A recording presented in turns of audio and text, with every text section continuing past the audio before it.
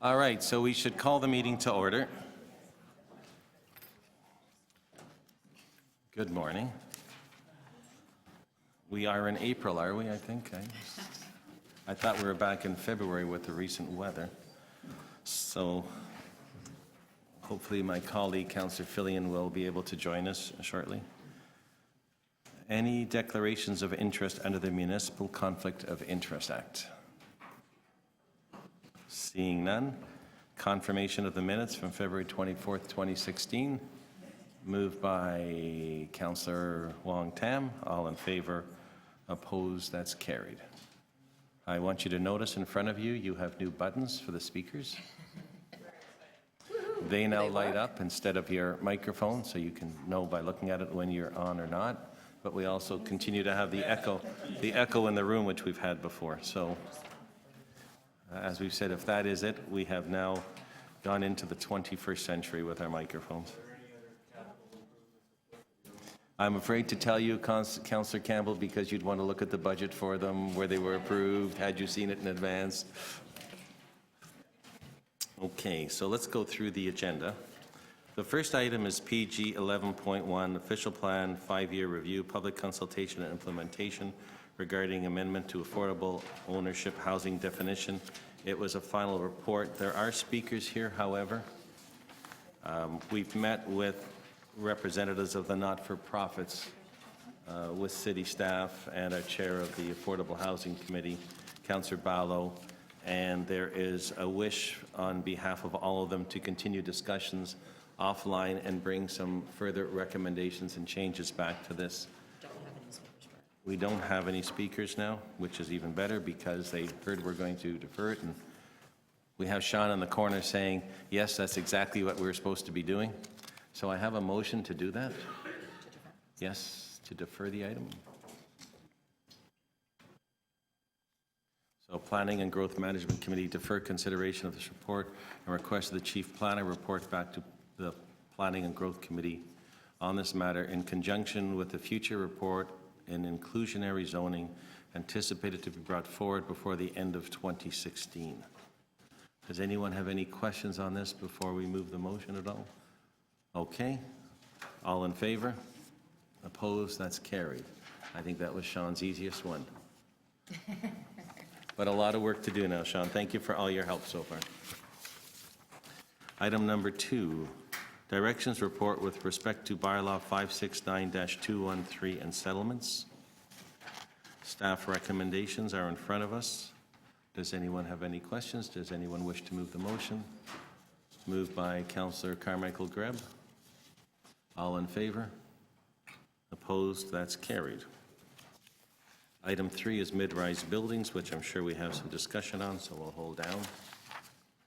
Item 4 is a Mimico Judson Secondary Plan and Urban Design Guidelines. It's held for 11 o'clock, which we have to deal with it then. But Councillor DiCiano? Yeah, I've got a letter here from the local councillor looking for a deferral to next month in order to reschedule a public consultation meeting that was canceled in his community. And I thought it was fair that we would ask for deferral until next. So we can't do that until 11. There's 2 ways you can go forward with your deferral if you wish. One is to defer the item completely until the speakers before they begin. The other is to allow the speakers to speak to us and then continue this meeting at our next meeting. So you won't, so the speakers will have been able to say publicly what their concerns are. They'll have an opportunity to meet if they want with the local councillor again, and then we can look if there's any further recommendations from him to continue with this. So you'll have that choice of both of those at 11 o'clock. Okay. Because I have a motion for the continuation and I have a motion for the deferral.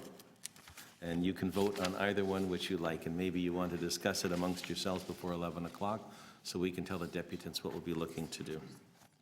And then item 5 is area-specific sign bylaw amendment application. Other speakers for that? There are, Chair. Can I put a motion to defer that to next month?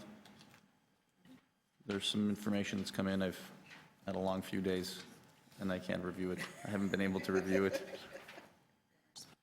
There are speakers for it, so We should hold that down and deal with it after, I think, after we Okay, deal with we'll defer after. Thank you. the mid-rise. And that is the agenda for today. So why don't we go to the mid-rise, item number 11.3. We have two speakers for that.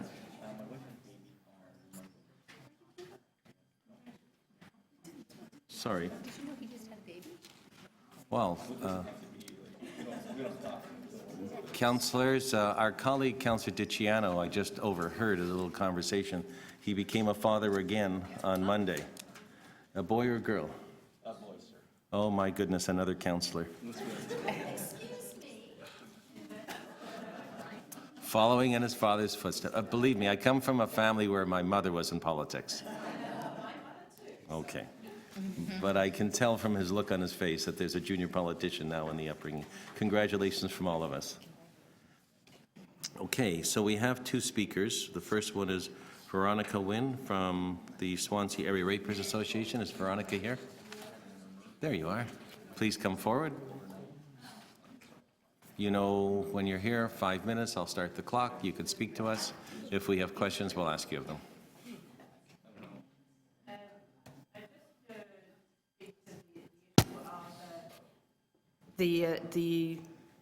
The current addendum, which was supplied, which came to our attention only I had to go to the Councillor Doucette's office to find out where the addendum was. It wasn't posted on the website until I think it was after I called Councillor Doucette.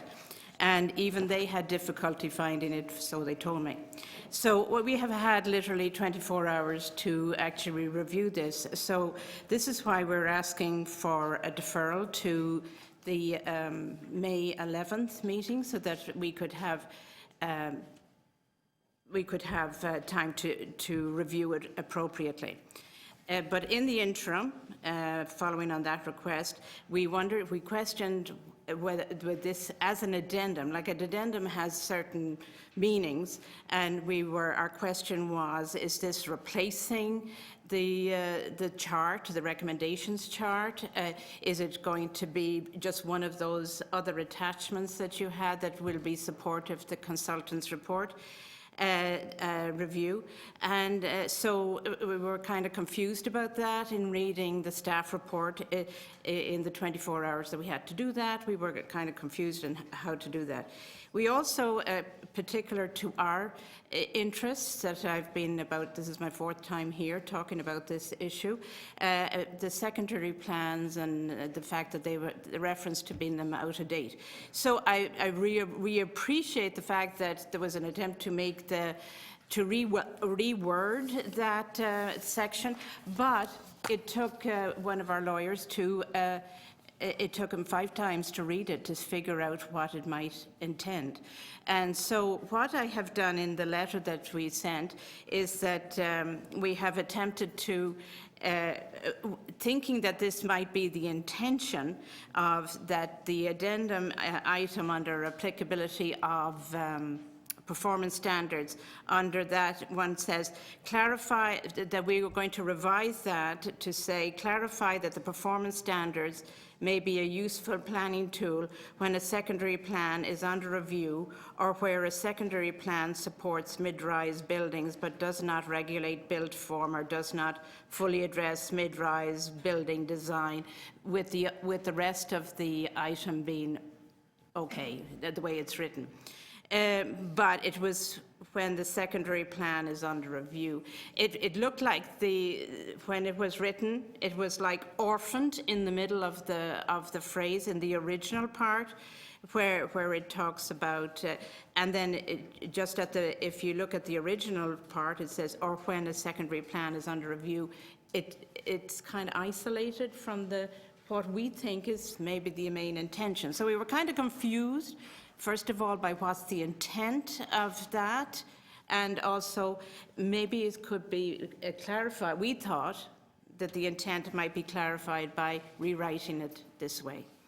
But you can see that that took us a whole day to figure that one out and to write this letter and get it to you. So that was yesterday's activity. So I respectfully say that you notice that there are no, at the end of the, when the things were posted, usually there's a slew of communication items at the end, but there was none. So that's, I think, is significant in itself, that this communication didn't come and it did not provide the community with appropriate notice. And we wish to review the whole thing. So there's two questions. What does the addendum mean? Where is it going to go to? And what it means.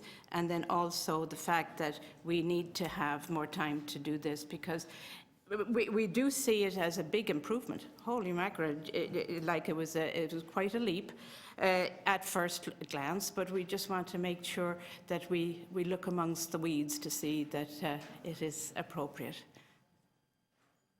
Thank you. Are there questions of Veronica? Yeah. Councillor?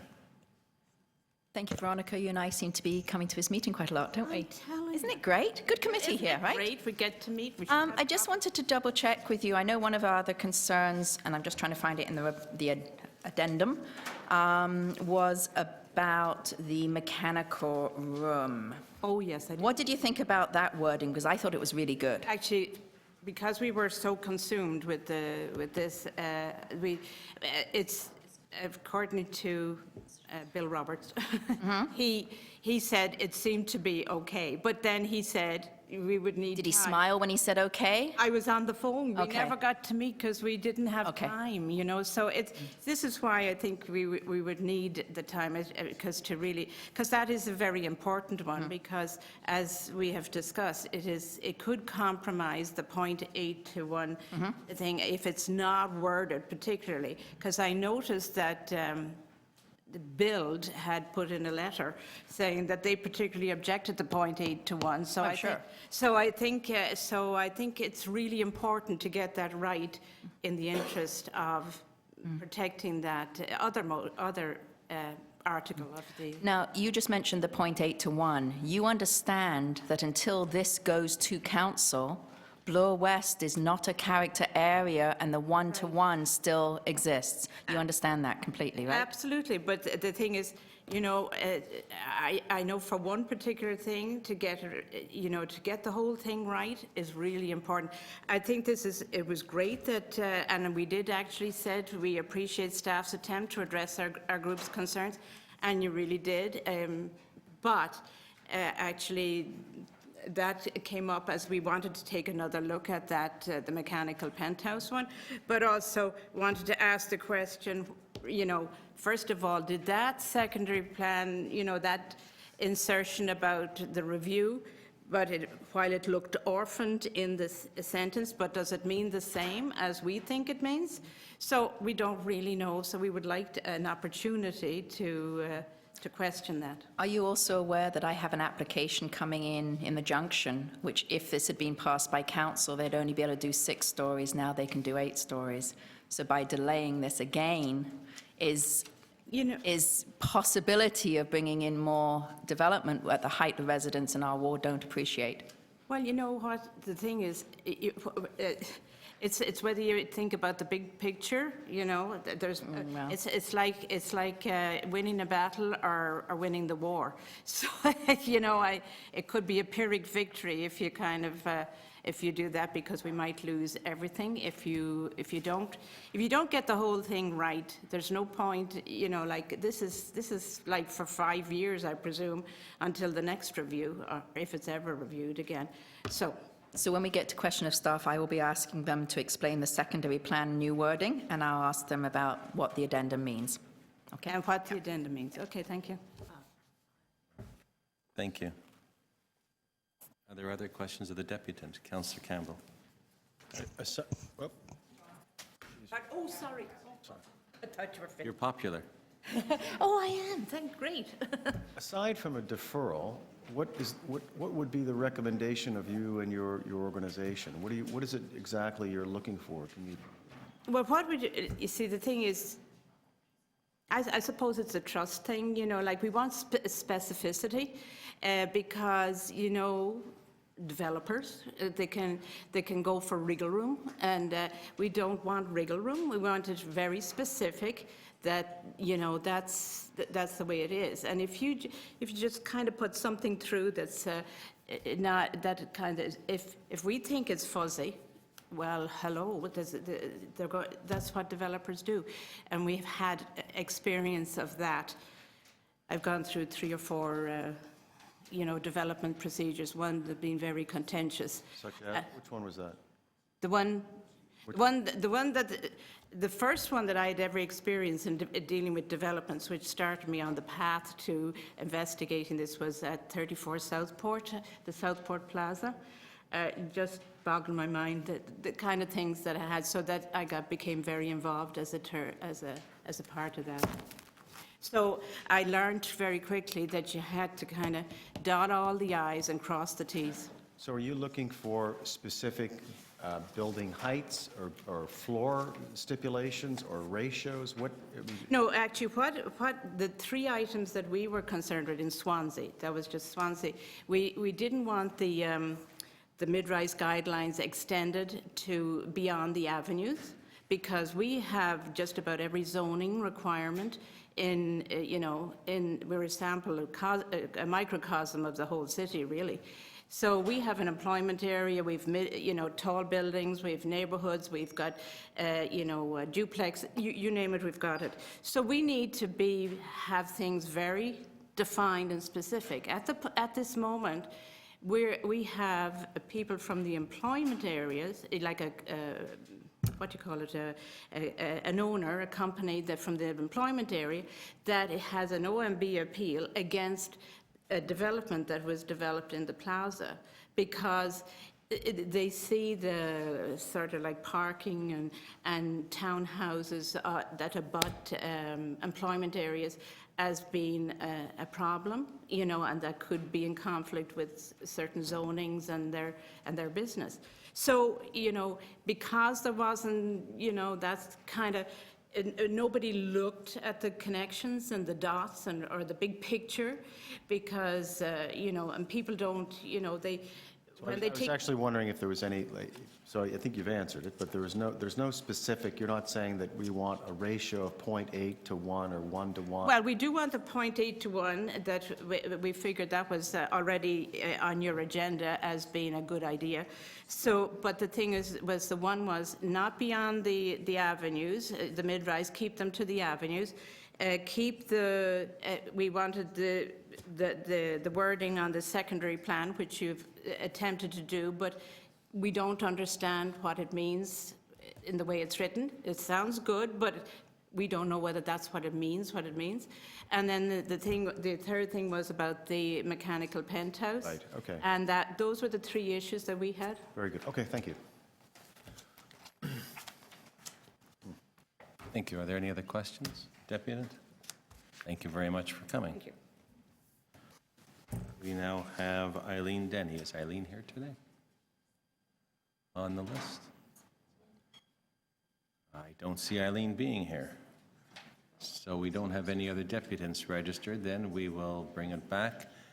Before we go into questions from non-members, the staff have a presentation on this, and it may be helpful if we see that. So why don't we get, where's Harold? You've been working hard on a slideshow for us?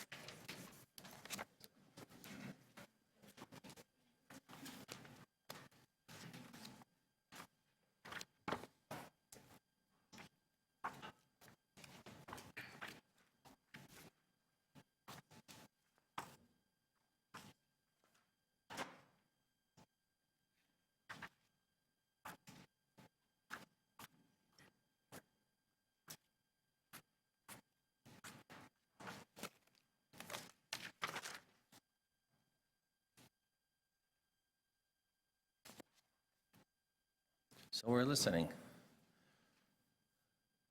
Thank you, Mr. Chair. So, shall we begin then? All set, Harold. Okay. Right. Try and, you're going to try and give us some better understanding of what's in front of us, Yes. so we're not as confused. Yes. Yes, our hope is to clarify and not make you confused, yes. We will also obviously Don't have know an if that's opportunity possible, but we'll see how far you can go. and of course, you can ask us as many questions as you wish. Okay, so this is just a brief presentation, just to give you a quick overview of what it is that you have before you, just to give you a bit of a brief on how we got here. Just to recap, of course, in 2010, Council had approved 36 performance standards for mid-rise buildings. But at that time, of course, Council had also requested that the city monitor the standards and their effectiveness over a period of time. So that brings us to this last several months. In late summer, the outcomes and recommendations from a 5-year period of monitoring of the mid-rise standards were prepared, and the supplementary report as well, addressing the rooftop mechanical, was also prepared and provided to PGM.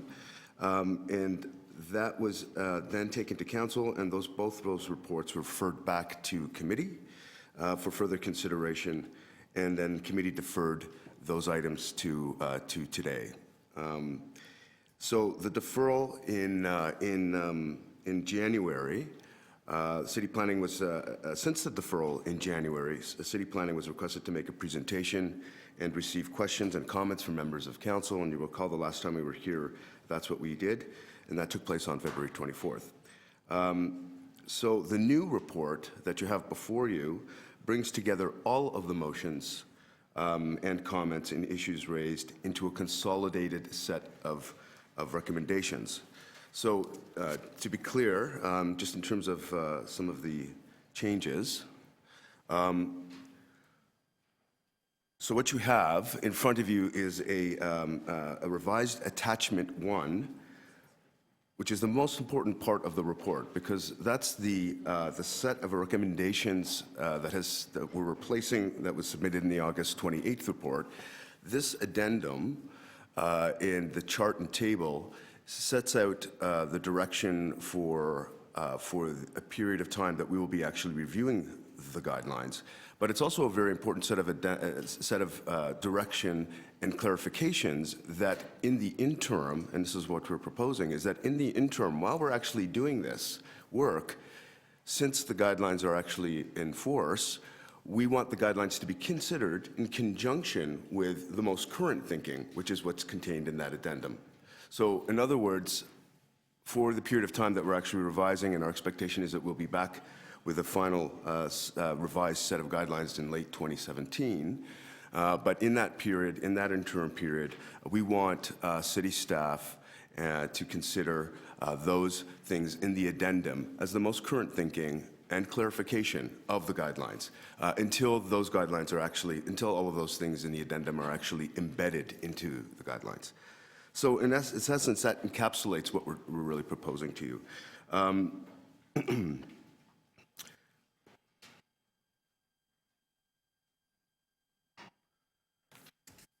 So just to give you a bit of a brief, again, overview of the chart itself, the mid-rise,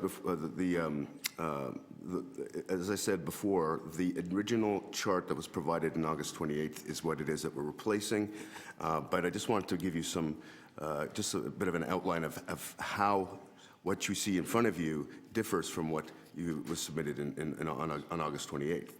So what you'll see is that the chart, you'll see underlined text and in both columns, the feedback that we actually received. So you'll see what we heard from yourselves and other stakeholders, and then how that actually translates into the recommended actions. So everything that's underlined is the new updated aspects of the chart that differs from the original chart that was submitted to you in the original report. So just to give you a sense of what the key changes in that addendum are, because this is the most important part of the report, we've provided some clarification around the applicability of the performance standards, where they actually apply. So clarification about the use with respect to secondary plan areas, and to the point that was made by the previous speaker, I think we agree with the wording that was recommended. It says the same thing, but I think it's clearer in the way it's actually been presented. And we've also removed the not up-to-date provision.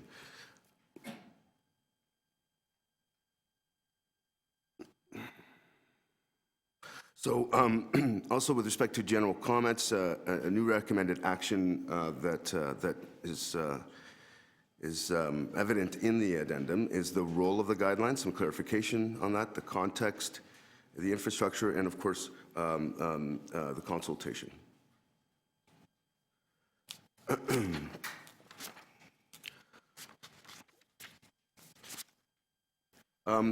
With respect to something that we think is very important, and I think this goes to responding to much of the concerns, there's some clarification with respect to the maximum allowable height. We're talking a lot about the one-to-one as if it's a given, and it's very important that we're very clear about the fact that the one-to-one is not, in fact, an as-of-right. The as-of-right is the zoning bylaw, which is often less than that. And the one-to-one is what you might be able to achieve as a maximum height, given all other factors are being met. And I think that that's not clearly presented. The way it's presented, the emphasis is not there in the guidelines in such a way to actually speaks to the importance of the other factors in actually defining the building massing and height before the one-to-one. So in short, there's multiple factors that will actually determine the height, and often it really has to do with the site geometry. And this is probably why there's a lot of confusion around how performance standards work, because the beauty of performance standards is that they're actually a way in which we can respond very specifically and tailored to every single site, because it actually works off the geometries of site and its adjacencies to actually determine how that building should respond, as opposed to us just coming out and saying all mid-rise buildings should be this height and they should all look like this. The intent here, and this is again the beauty of performance standards, is that it actually works and tailors itself to every single site. It's almost impossible to have every site be exactly the same. And that actually means that the guidelines are finding a way in which we can be as responsive to that site as possible. So I think that that's a kind of a point of clarification that I want to make in terms of how performance standards work.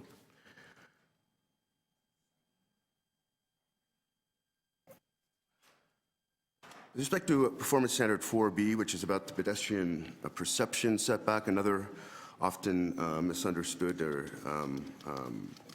misconstrued guideline. This is really about the way in which buildings are most perceived to the pedestrians, because it's the part of the building that actually touches the sidewalk. It's the one that we most in fact defines that building and our perceptions of it. So the street wall height is what we're referring to, because it's the part of the building that's against the street. And the upper story step backs are defined to help reinforce the character of the area. So for example, in an area where the prevailing heights of the street wall are 2 to 3 stories, so too should the mid-rise buildings. They should respond to that in terms of their perception at the street level.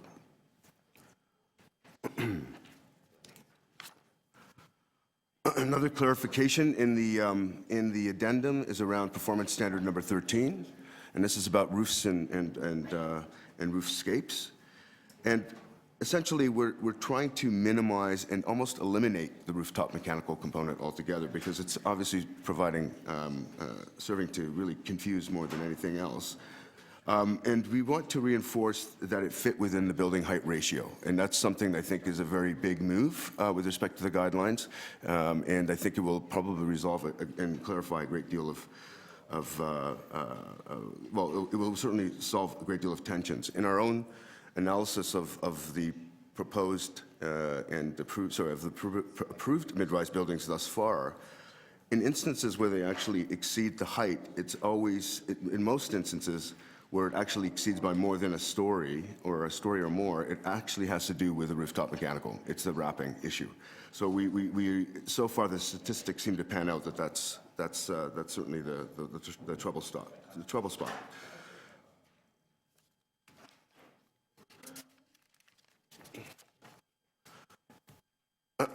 So just in terms of the summary of the report recommendations that we're making, the first is to approve the addendum.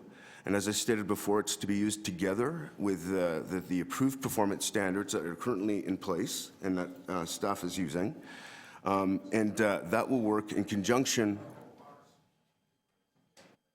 With the addendum and until such times that those mid-rise guidelines are in fact amended. And as I said, that should happen in late 2017.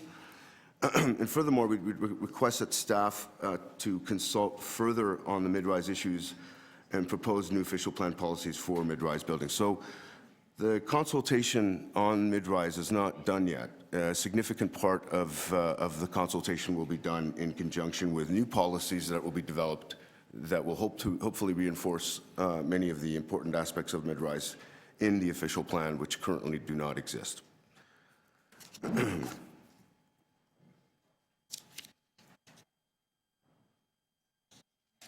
So in terms of the work program for mid-rise, for the balance of 2016, the official plan review, urban design phase 1 policy development, which is currently underway. New draft policies for mid-rise buildings will be undertaken over the course of this year. And this is going to be helpful because in terms of sequencing, we will have clarity when we go to actually 2017 and update the mid-rise guidelines, what will in fact be the role of the policy with respect to mid-rise guidelines and what role the guidelines will play themselves now that the policies are established. So in 2017, we're calling it the Mid-Rise Building Guidelines Update Projects, where the citywide urban design guidelines for mid-rise buildings will be revised. And hopefully by late 2017, we'll come back embedding and revising according to the Addendum 1 that we talked about at the beginning of the presentation.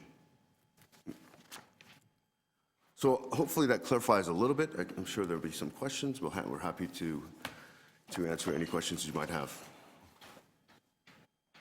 So, do we have non-members of the committee with questions? Councillor Doucette. We should have made you a committee member. Would have been much easier. I know, this is my 5th meeting in a row. I've got good attendance here. We're glad to have you here. First of all, thank you both very, very much for listening. I know I'm not speaking, I'm asking questions, but thank you very much for listening to people and for putting this together. So, confirming, the addendum is replacing the attachment 1, which was presented at the August meeting, and this is what we'll be using moving forward. Through you, Mr. Chair, correct. That's exactly what it will be doing. Great. Could you please just clarify the difference? I'm going to the secondary plan section on page 2. Could you just clarify so that my residents understand exactly what the intent is? Really appreciate you took away, may not be up to date, but what exactly in city terms, in English city terms, do you mean by what you have underlined here? Through you, Mr. Chair. So essentially, it's been updated to be more specific about when the performance standards may be a helpful tool.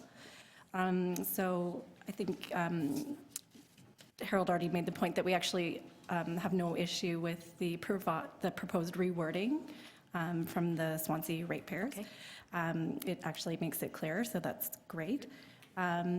And it's exactly the same intent as what we meant to say. So essentially, when a secondary plan is under review, and there may be mid-rise buildings as part of what's being reviewed in terms of that planning context, then the performance standards could be a helpful tool to help in the review of that secondary plan and establishment of revised policies. It also could be a helpful tool if there is a secondary plan area that permits mid-rise built form, but doesn't provide the full kind of guidance for mid-rise buildings that we would want to have available to us. But it basically follows that statement by saying it's not the intent that the guidelines be used on a site-by-site basis to challenge heights or other policy matters established by a secondary plan, which would have more status and weight. Perfect. So I will probably be putting a motion forward. Hope someone will take carriage of using the Swansea Area Ratepayers wording. We're good with that. On to page 7 of your addendum. We're talking about the 0.8 to 1 maximum height ratio for Bloor West Village, defined as a stretch Bloor Street between Jane and Clendenin. Should we not add in there that that is in the character area? Just asking, because I asked for that because that's becoming a character area. Just wondered if you wanted to tighten that up and add that to it, Through you, Mr. Chair, we could do that. just to help you. Yep, that would be fine. And then my other little change on page 13, 8D, minimum setback 5.5 meters for windows. Can we just add the word all windows? Just that one word, is that possible? I know these are really, really minor things, but We haven't looked at that one as part of, sorry, through Mr. I Chair. know it doesn't have underlined, I appreciate But, that. Can I make it as a suggestion? Sure. And if you do what you see fit on that one.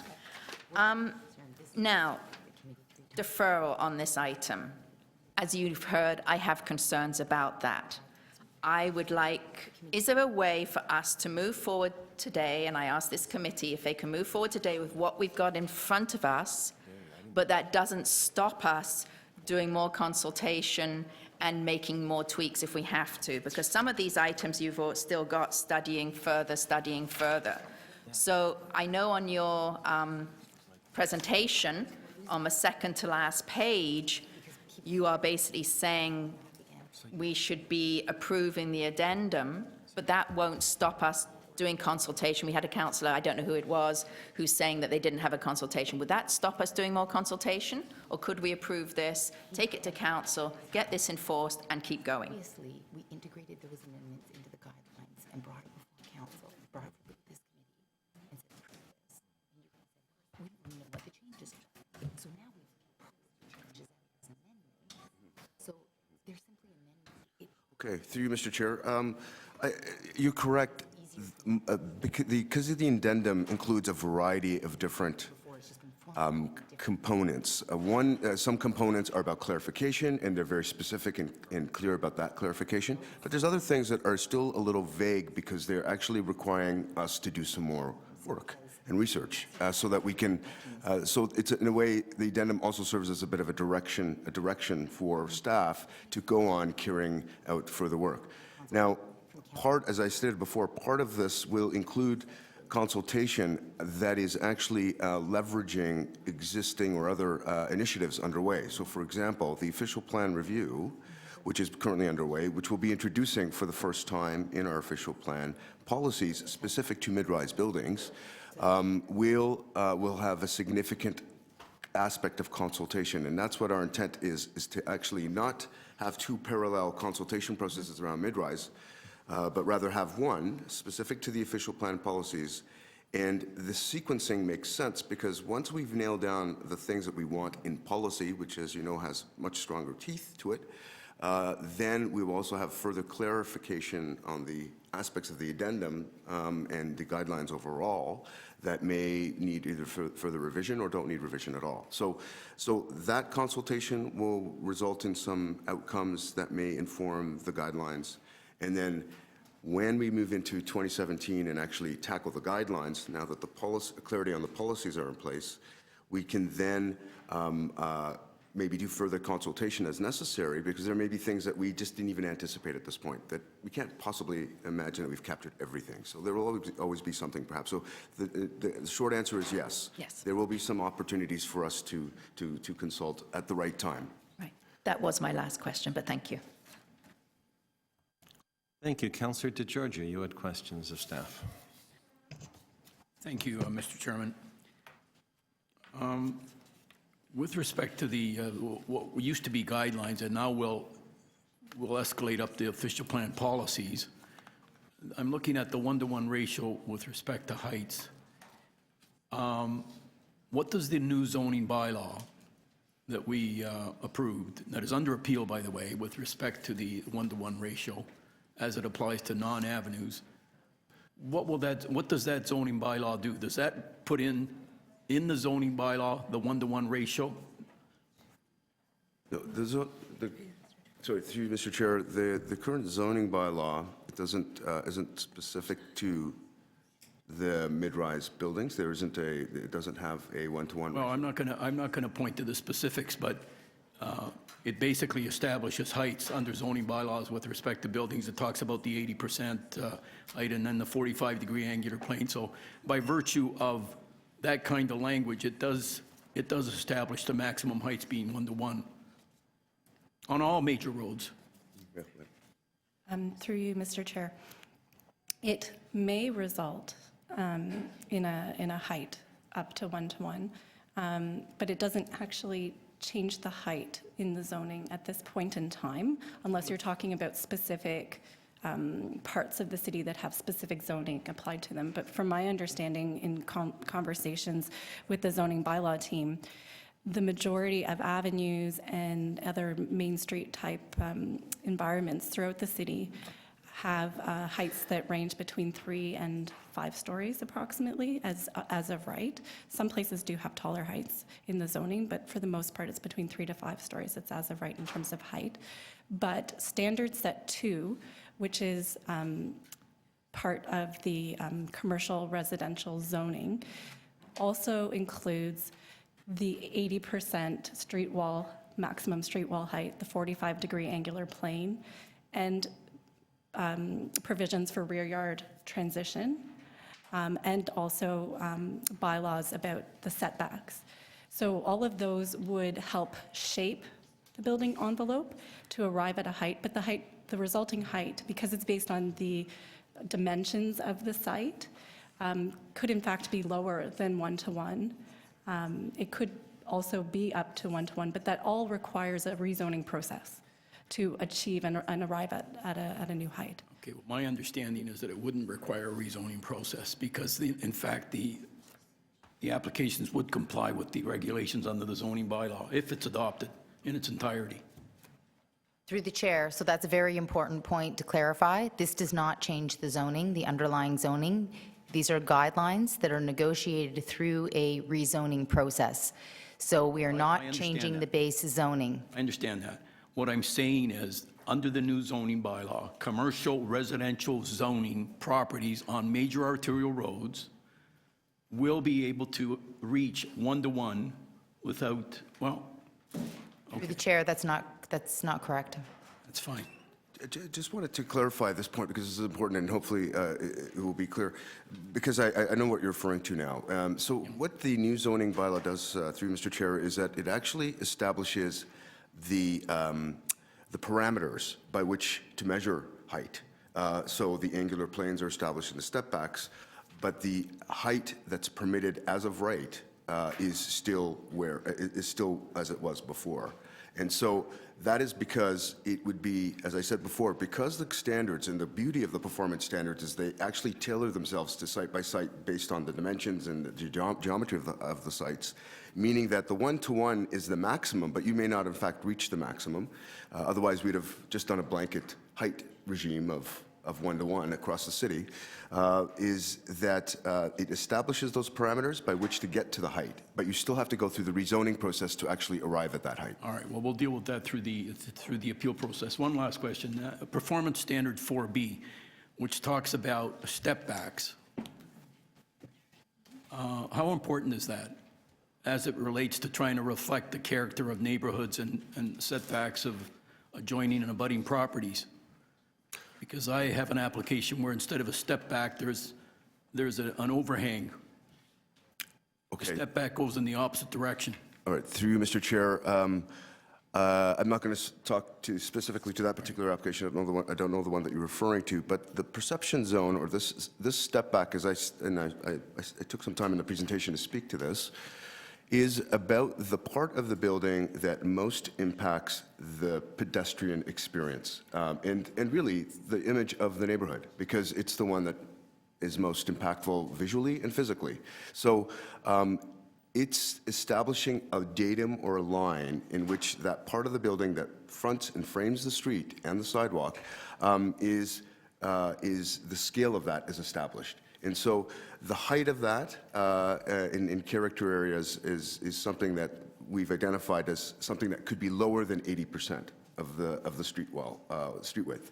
So because there's an established traditional main street, for example, and I'll use Bloor West as an example, that there's a predominantly or prevailing context that is generally 2 to 3 stories, you may have a step back at 2 to 3 stories as opposed to maybe 4 or 5 that would establish and reinforce the existing character of the area. Right. My point is, and I agree with Counselor 100%. My Counselor- point is, instead of Counselor a step back, DiGiorgio. there's an overhang. Okay, that's fine. That's You my can last. come back with more questions if you want, but No, that's just fine. want to give someone else an opportunity. It's fine. And I knew that opportunity would go to Counselor Davis. Please. Thank you. I think I found the right document, which is in the second package. And if this was the one that was online, and I believe it was, then I think I did read the right one. Some of the things throughout here, you have embedded in there additional work to be done. And I'm wondering if it would be possible to take out those things somewhere and just say, these are the areas where we are still attempting to refine these guidelines. So we understand, as we're going through, for instance, a mid-rise application, these are still areas that need to be addressed, and so probably in practice should be addressed when dealing with an application that's a live application. And secondly, I think it would be very helpful, sorry, if we were to reflect this some way in a more accessible document. I mean, you've tried to make it as accessible as possible, comparing and so on, but I think that would be very helpful. Oh, it's supposed to be questions. Would you not agree? Would you not agree? Is it possible to do that? How's that for a question? I was wondering where that was going. So through you, Mr. Chair, I think the intent of this, given the turnaround timing and everything, we wanted to make the chart look as identical as possible as what was already presented and reviewed, and to just show what was incorporated. I think we recognize there probably is a need to make a user-friendly version of this as a follow-up, but it wouldn't change the Or content. even as an interim Yeah. before the next report. Okay. That would be very helpful. So many of these things, I think, were very helpful, and this work to clarify, the one is, I think, 5AD. Is it 5AD? Number one, no, this is number 1. To clarify additional strategies to reduce the maximum height ratio, such as shallower angular planes, increased setbacks, lower street wall heights, finer grained building articulation, other envelope controls should be studied. These are all the areas that I think I've heard most about. How do we create the pedestrian-oriented feel? How do we maintain the character of a small retail or small format retail on our main streets? So is this work going to be completed in early 2017, or when will this work be completed?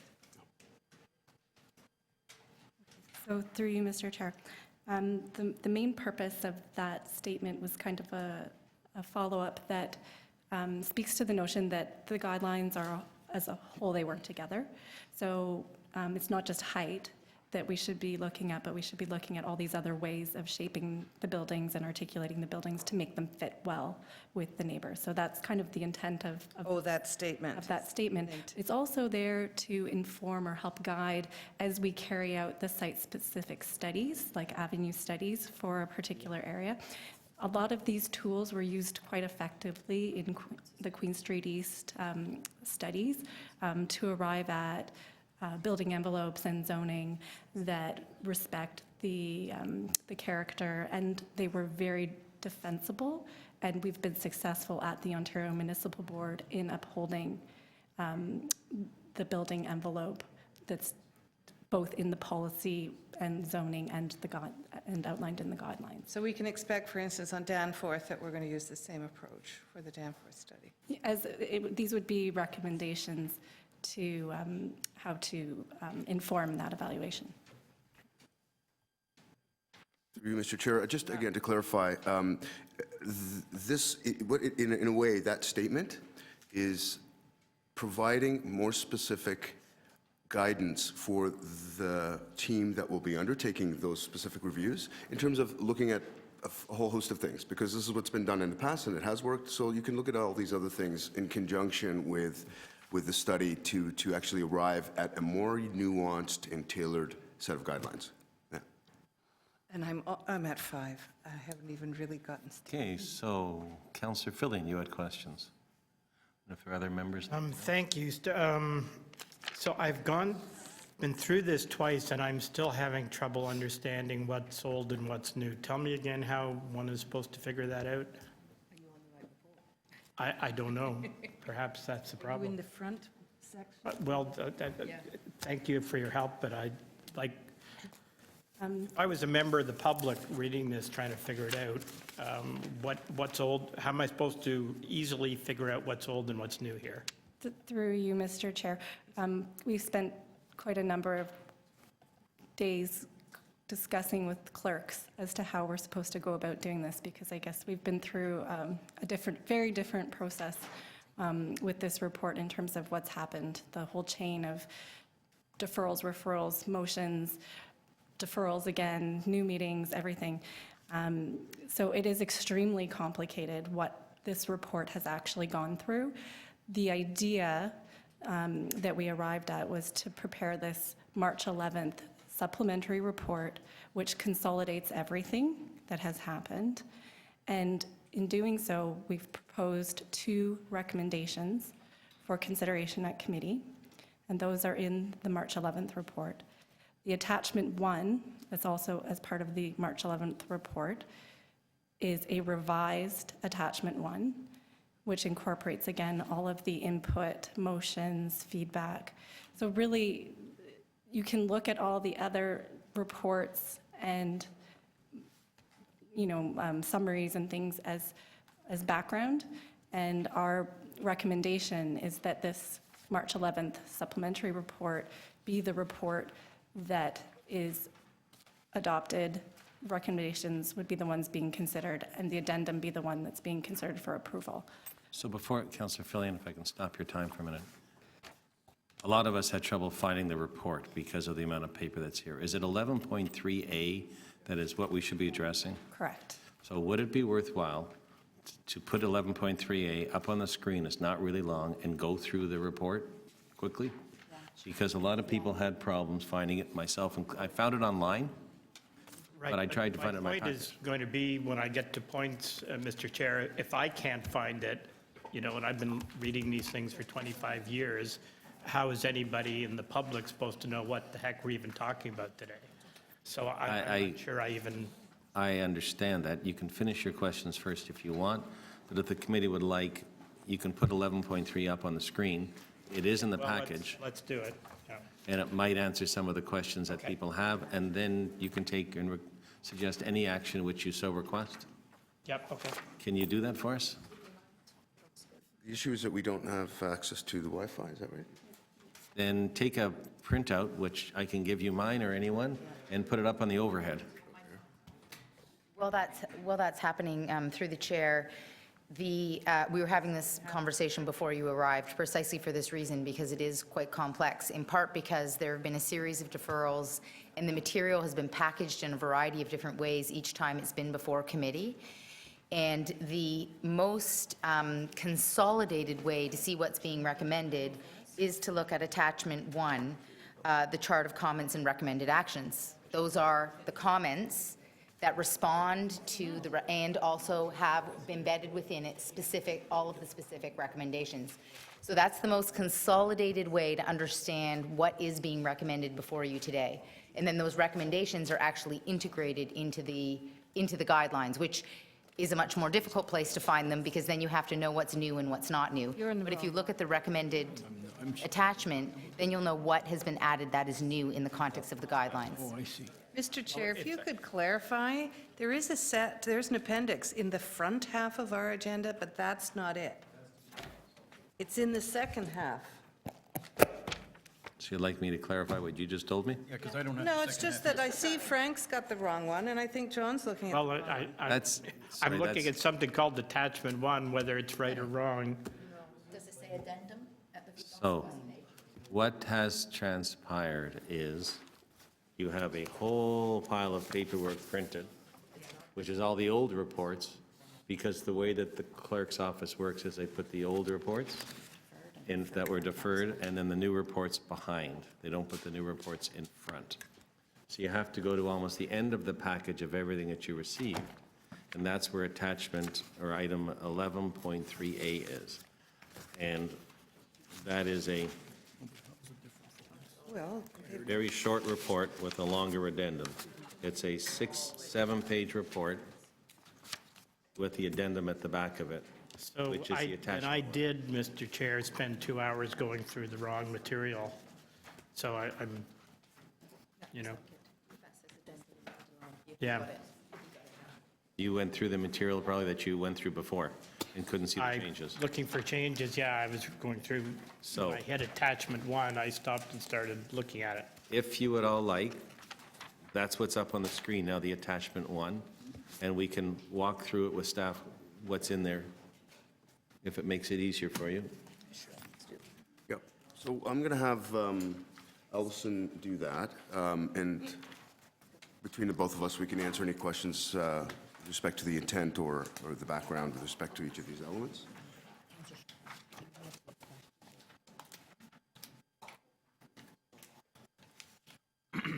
So, members of committee, I've been asked by the chief planner, do you want them to go through each item or each page and take questions, or do you want to go through the presentation?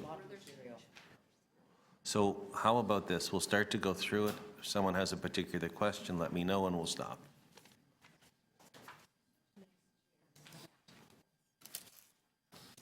It's yours, Allison and Harold. Okay. Well, Thank you. most important, you should understand what you have in front of us. So through you, Mr. Chair.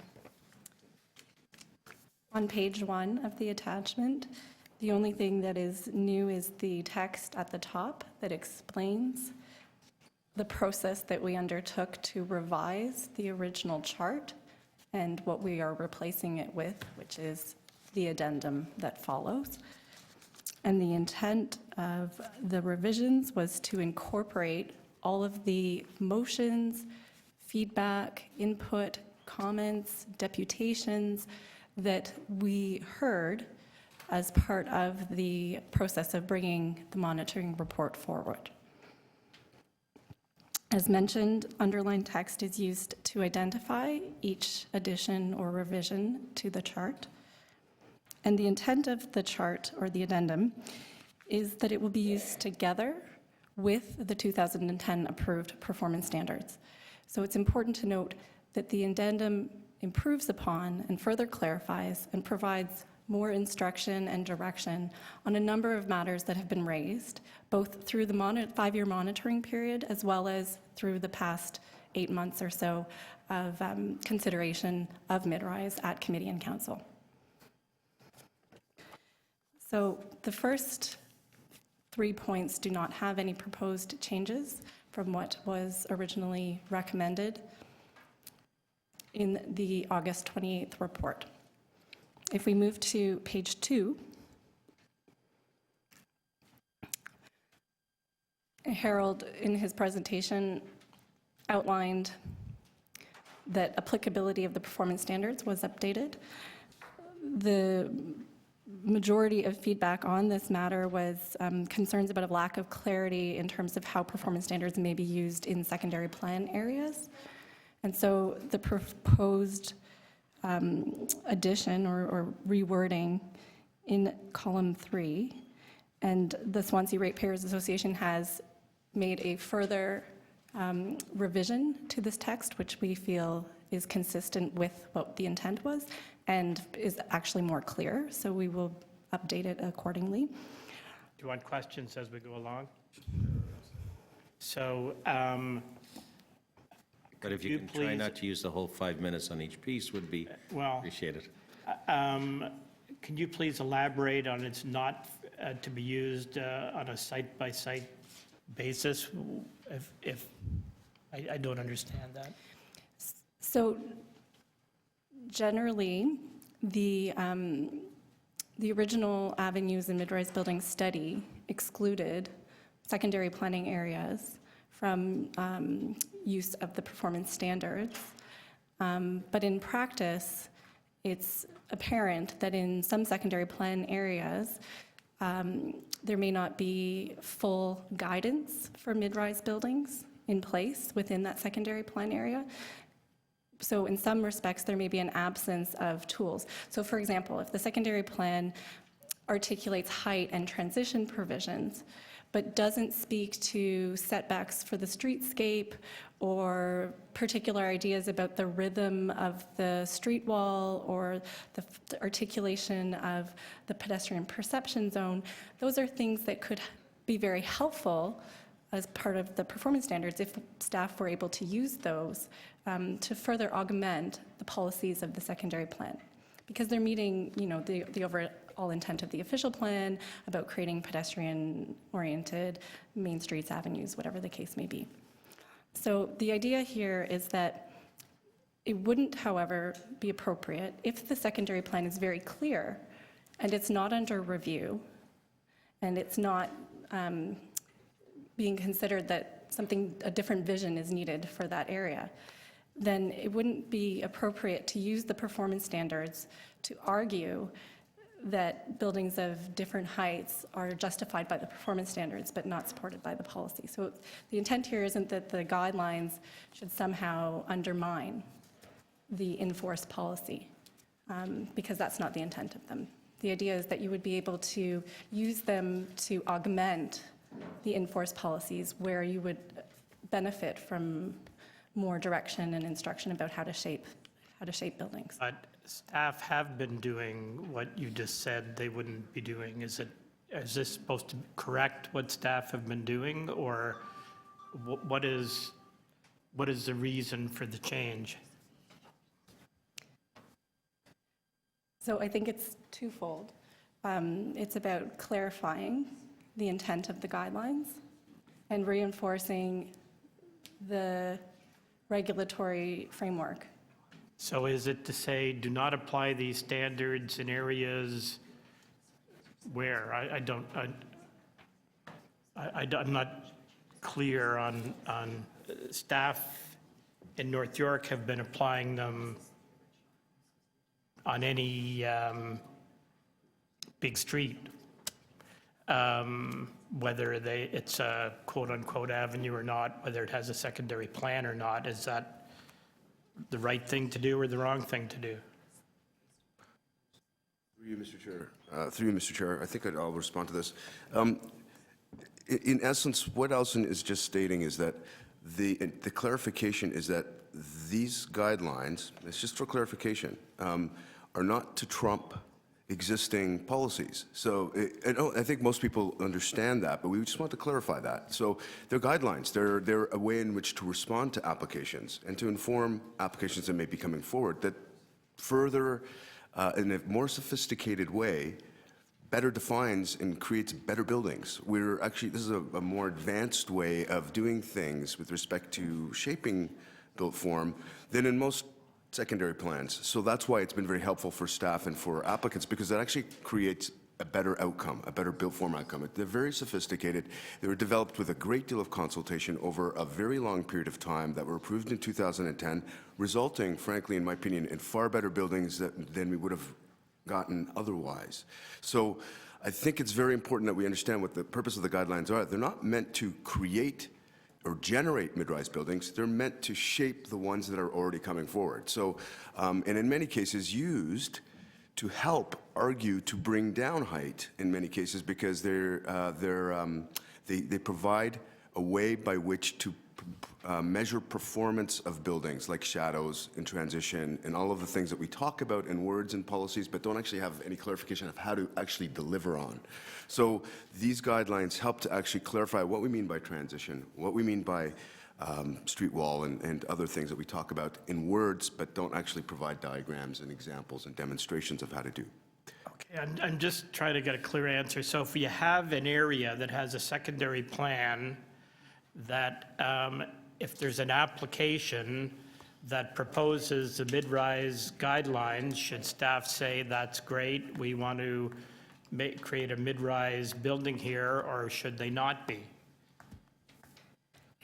So, Mr. Chair, the secondary plan, if there's a secondary plan in place that actually has policies. There's a secondary plan in place that would not have allowed the use of the revised angular plane, for example, to create a taller building on a main street, should that have not been used? So if there is a secondary plan that has policies that are specific to shaping built form, then that should That has not be specific trumped. policies about angular plane. Then would it be inappropriate to use the mid-rise standards for angular plane in that instance? So, through you, Mr. Chair, I'd like, it'd be helpful if it was more specific for me to say yes or no, because it might be that. Shepherd Avenue East between Bayview and Yonge. No. So it really depends on whether the angular plane has been devised and sets out an important relationship between things. 45-degree angular plane. So it sounds that like it's consistent with the guidelines. Would it be, let me be really specific, I'm mindful of the clock. If you have a secondary plan that provides for a 45-degree angular plane, and someone comes in and proposes a higher building, is it appropriate for staff to say, okay, forget the angular plane, we'll use the mid-rise guideline? But the mid-rise guidelines is what actually reinforces and establishes the 45-degree angular plane. It's So actually we'll what, measure differently. I'm sorry, I wouldn't, How the, No. normally in the old days, the angular plane is measured from the property line and goes up like that from there. In the mid-rise guidelines, it goes up and then it goes out. So which angular plane should have been used in that instance? so I think I understand where you're going with this. The actual angular plane in the mid-rise guidelines is, it's the measurement, it depends on whether it's a shallow or deep lot, and that's, so. Shallow lot. So on a shallow lot, there is a provision that allows for. Well, I know this, I'm asking you which one should be used, the provision in the mid-rise guidelines or the one in the secondary plan? Well, the secondary plan is the policy, so that would be the one that would be the as of right. And then if the guidelines make sense and everyone's in agreement, then that would be something that could be used as a revision to that or an amendment to that. So I'm still not getting an answer to my questions. So should the staff have used the secondary plan guidelines rather than the mid-rise guidelines? And does this correct that by telling staff that's what they're supposed to do? That's all I'm trying to ask. Yes. Yes. And can we then say that in clear language? Because it's taken 8 minutes and 26 seconds to get a clear answer on that. Thank you. So,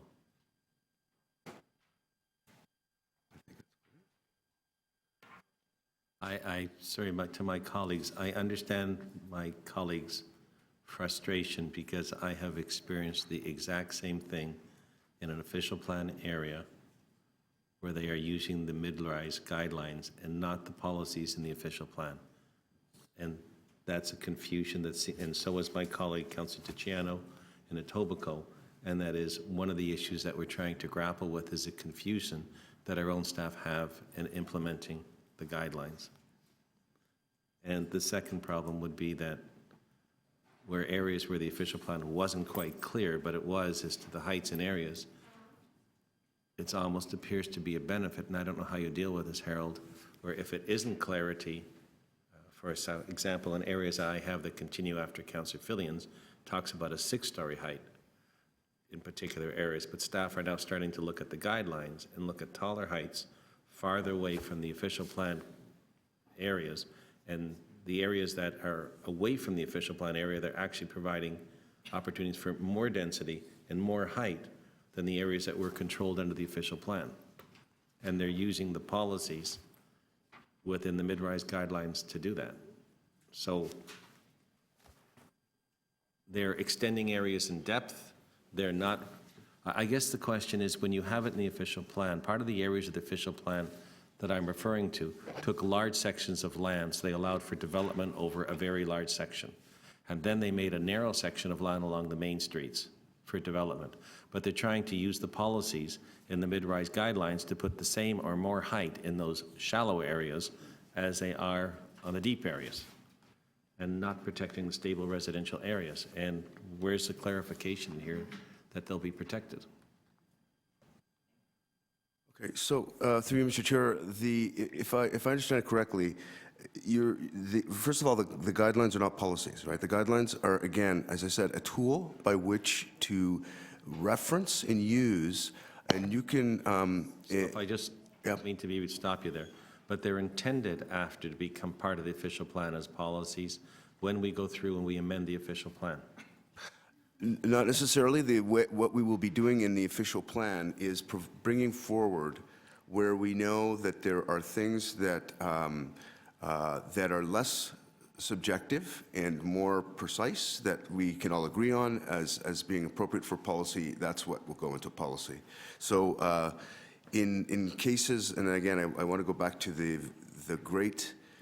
We don't want to throw the baby out with the bathwater type of conversation here, is that the great thing about performance standards is that they are responsive to, on a site-by-site, to the geometry of those sites and the adjacencies. They respond to those things, and that's why you end up with an envelope in which a building can take place that is appropriate based on best practices with respect to urban design and planning. So we should move on to the next piece because this. Okay, so if you want, first the chief planner would like to make a comment.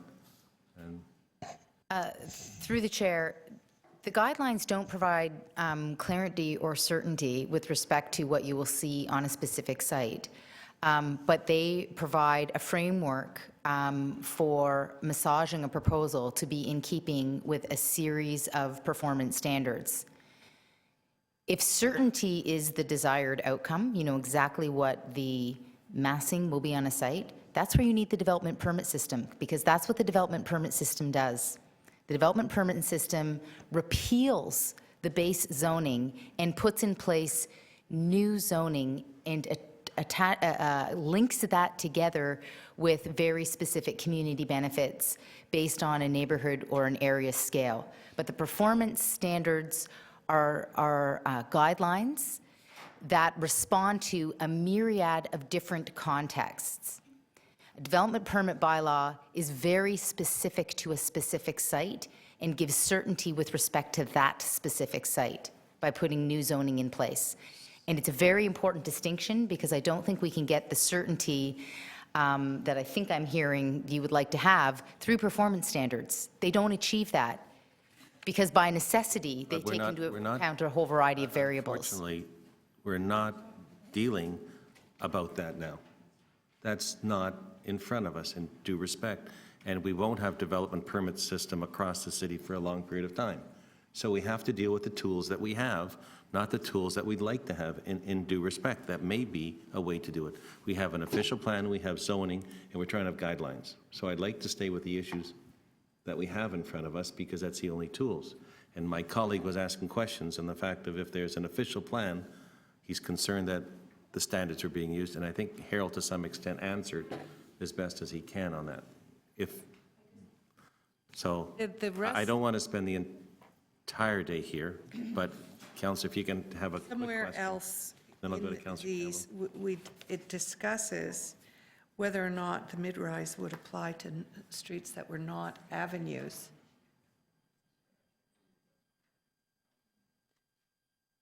The performance standards also, I think, address the question of whether these mid-rise guidelines apply to non-avenues. So that may provide some clarification let me try of and- where they apply and where they don't. I'll- I don't understand the secondary plan question specifically, but it may be addressed later. So, not being a planner and not knowing anything, maybe I can help. We have an official plan, we have zoning, and in the other areas, they recommended guidelines. The guidelines are a concern to my colleague as to the way that they're being used, and they were used not just on avenues, which is previous deputations to us, but right across the city. Right. The recommendations in front of us now are to use them everywhere. No. Yes, in many areas they're being used, in development areas and in non-development areas. Well, I understand that point. Non-avenues and non-avenues areas. Am I correct, Harold? Correct me in public, it's okay. No, so the past practice has been that the guidelines, which, as I said before, is a reference document, okay? So it's a way in which to help guide decisions that were going to be made. And it may be helpful at arriving at a new zoning regime or a policy regime that hasn't been established yet. So it helps to arrive at something. So it is not establishing it. So it's important that it is understood as a reference. So it has been used in areas outside the avenue because there isn't, in the absence, That's this the is very issue. important. I need to make this point. This is a very important one. In the absence of guidelines, you're going to get something that may be far worse. So that is kind of what the guidelines are helping us to define. So we are trying to ensure that we're using best practices in terms of how we transition and how we relate to neighborhoods and how we relate to the street. And that's what these guidelines are helpful at establishing. Councillor Campbell, So correct me if I'm wrong, in a secondary my plan. line. Pardon me? that was my line. In a second, these guidelines will not trump the policies laid out in a secondary plan or a site-specific plan. They are guidelines. They are something that we might like to have and we would negotiate, correct? So if there's a secondary plan area where the developer is developing according to the parameters of the secondary plan, those would take precedence over the guidelines, but the guidelines might inform the decision-making, correct? Precisely. Okay, thank you. Harold, the word was they will not. Is it correct that they should not take precedent over because are they not on occasion being used in applications as a reference point? Once again, they don't trump the policy. So They should not be used, but it doesn't stop someone from making an application and trying to justify it under the terms of the mid-rise guidelines. And that's the case where the interpretation has to come back from your staff as to what's appropriate. yes, correct. Okay. And my colleague was issuing others. So tell me if Councillor I'm Philip. wrong. It seems to be a word around here today. If something is a guideline but not a policy, when you get to the Ontario Municipal Board, the applicant will use it and say, how can the city not be following its own guidelines? But if the city tries to do the opposite and say, well, we should be using this, then it'll be, well, but it's not policy, so disregard it. So do we not get the worst of both worlds with this approach? Tell me if I'm wrong. So through the chair, I'll respond to that. So we've already established that the secondary guideline, the secondary plan policies trump these guidelines, to be very clear, under every circumstance. They're regulatory. These are not. At the OMB, the regulatory guidelines, which would be the secondary plan, would be the evaluative tool that the proposal would be evaluated against, not the guidelines. So if there is an existing policy framework on the site, the existing policy framework, the secondary plan, would be the mechanism that the proposal would be evaluated against at the board. And we, in fact, have very good success at the board when we have up-to-date secondary plan policies.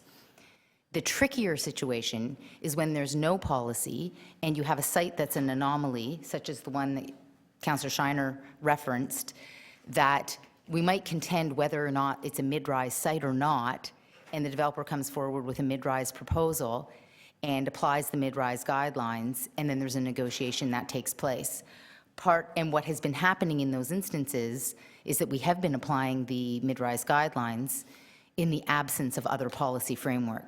So under applicability of performance standards in attachment 1, we seek to clarify the applicability of the performance standards by making it clear where they apply. They do not supersede existing policy or regulation in any instance. Okay, so another, tell me if I'm wrong, and I'm not saying anybody's doing anything wrong here, I'm just trying to deal with how the world works. So we move staff around different areas, and how does a planner who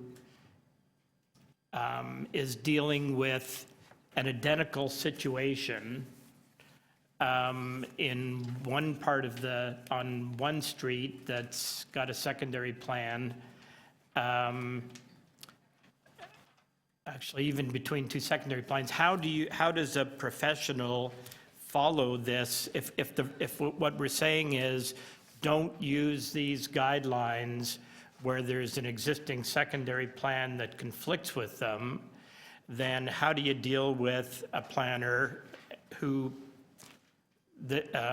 says, my professional opinion is, and you can't argue with that, these guidelines should be used here because the circumstances are similar to other circumstances and sites where it is being applied?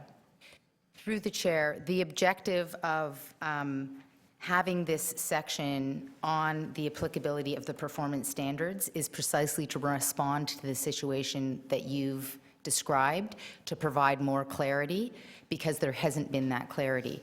So adding more detail with respect to the applicability of the performance standards in the recommendation that you have forward is intended to respond to the concern about the consistency of the applicability of the guidelines. And the applicability of the guidelines isn't something that someone can have a different professional opinion on. If there's a recommendation and it's approved by council for when the guidelines apply, then that's when the guidelines apply. That's not a matter of opinion. Our problem right now is there has been a vacuum where there has been a lot of area for interpretation.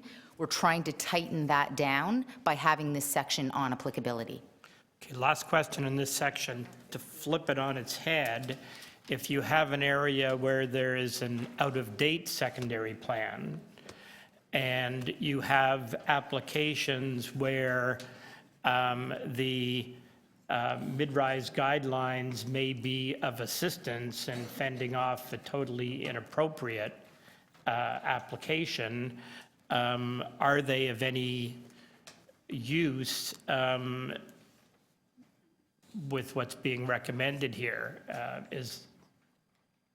How could the city use those to its advantage in an instance where secondary plan is obviously out of date, but the city has not got around to updating it yet, and the performance standards are much better than what the applicant is proposing? So again, the revised wording with respect to clarification would also serve to respond to that question, which is that where a secondary plan exists but does not provide the necessary guidance where mid-rise buildings are deemed to be appropriate, then the standards would then be appropriate to be used in this instance. Because in most cases, to be clear, In most cases, the performance standards are far more constraining than the existing underlying policy. It's not the other way around.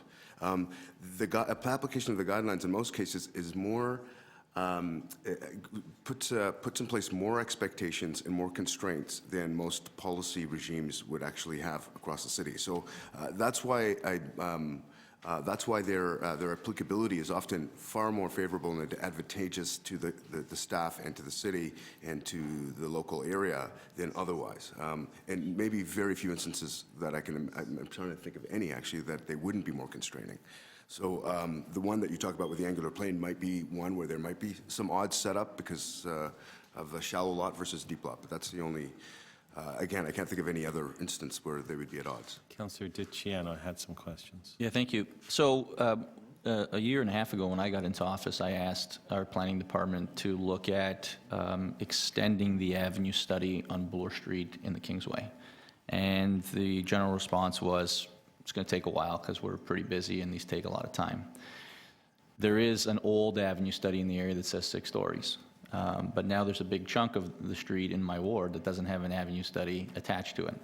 So now I've got applications coming in where they're saying, well, I'm going 8 stories. And I say, well, you recognize we have an avenue study. Yeah, you do, but not in this area. So what this essentially is going to do now is make it even more difficult for me because in the area that I'm not protected, and I buy the argument that where there isn't any protection, this will tighten the rules up. But where there was protection, we've got a mixed bag because when those buildings come up and they're going to be 8 stories, and the fact that my avenue study is old and the rest of the street, they're going to fight this at the board. And then what's my decision as a councillor? Do I fight the extra 2 stories at the board, or do I at least negotiate, maybe get some Section 37, make sure they have the proper built form we're looking for, we want the right types of bricks. Like if I have to go to the OMB, all that negotiating power of actually getting a building we want to see in the area is gone. So it's a problem for me to bring this in where I have 3 avenues, old studies, and parts of these streets aren't even completely covered in the studies that are in the official plan. So how do I mitigate that? So through the chair, I'll begin and then I'll let Harold jump in. I actually have an opposite view to yours. I actually believe the guidelines help you because they in fact put policy in place instead of it being a crapshoot and we have nothing to evaluate those proposals against. We have policies, performance standards that we can evaluate them against. In the absence of having the mid-rise guidelines, there's nothing to evaluate those proposals against. So it was precisely the situation that you're describing that the mid-rise guidelines were created to respond to. That is the areas in the city where there were not avenue studies, but where proposals were coming forward, and we needed to have some kind of tool to evaluate those proposals. So it's the mid-rise guidelines the intention is to fill exactly that void in the absence of avenue studies and secondary plans that may or may not have a greater level of detail. If in fact we said, well, let's take the mid-rise guidelines away, they're not going to exist anymore, well then what's your proposal being evaluated against? Okay. Nothing. Right? Fair enough. So essentially then what is going to happen is you are going to have planners, to Councillor Fillian's point, saying, well, this is my opinion as to what should happen here. There's no policy, but you know, and you do have much more discretion because now you don't have policy that everyone is evaluating that site or guidelines that everyone's evaluating that site within, and you are going to get a variety of different kinds of outcomes. So the mid-rise guidelines were created to respond to exactly that situation that you're outlining. Yeah, but now a developer goes to the board, and in the absence of these mid-rise guidelines, the developer would go to the board, and we would say, well, there is an avenue study on this street, and it's all 6 stories. But now we have new guidelines. This area is not protected. So let's go back to then, on my request from a year ago when I asked to put a second stage Bloor Street Avenue study in place to protect the rest of the street, when am I going to get my avenue study? Through the chair, you'll recall that 2 PGM meetings ago, we brought forward our work program, and that's actually, as you're fully aware, last council meeting was an excellent example where I think we had 15 items added to our work program at one council meeting. That one of the challenges that we have are there's a tremendous amount of growth and a tremendous amount of pressure across the entire city. That's why, at Councillor Shiner's urging, we have created a very transparent process where we bring before this committee our work program. We bring forward the prioritization framework for that work program, and it is available for review. So that would have been put through the prioritization, and that work program and its prioritization is available for committee to comment on. But that was precisely why creating the mid-rise guidelines was such an important tool, was because we knew we couldn't get ahead. We couldn't get out and do all the avenue studies that we needed to do. So this was about creating a tool that would allow us to respond on those sites that fell beyond the jurisdiction. So in the absence of having the resources you require, I'm going to wait for an avenue study to be extended, and the mid-rise guidelines are just going to give developers at the board more reason in unprotected areas for an argument against an avenue study that says 6 stories on Bloor. Through the chair, it's important to... Like, it's pretty tough to fight saying, well, this part of the street has 6 stories, when someone can go to the board and say, yeah, but we've got guidelines that say, modern guidelines say, you know, widths of the streets are more important, all that kind of stuff. And the city's acknowledged that. How is the board, you know, I just see it as more ammunition to get what they want in an area where we've got an avenue study, it ends, and the rest of the street isn't protected.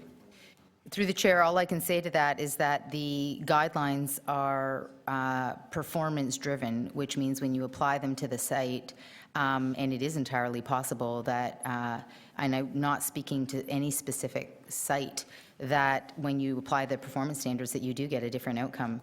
But our objective is to meet those performance standards and those performance measures. So without the performance measures, you have no framework for evaluation. In the ideal scenario, we would have an updated avenue plan with extended boundaries, in the ideal scenario. In the absence of that, we would argue that it's better to have a framework for evaluation than completely having no way to evaluate the proposal. So can we move on to the next page? Let's move on to the next page.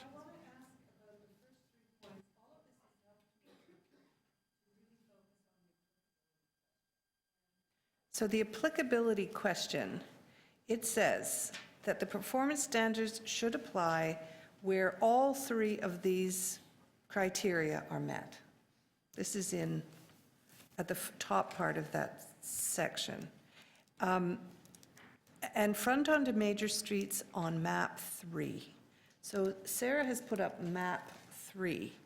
Maybe you can hold it down. Sarah's always my wonderful, helpful assistant.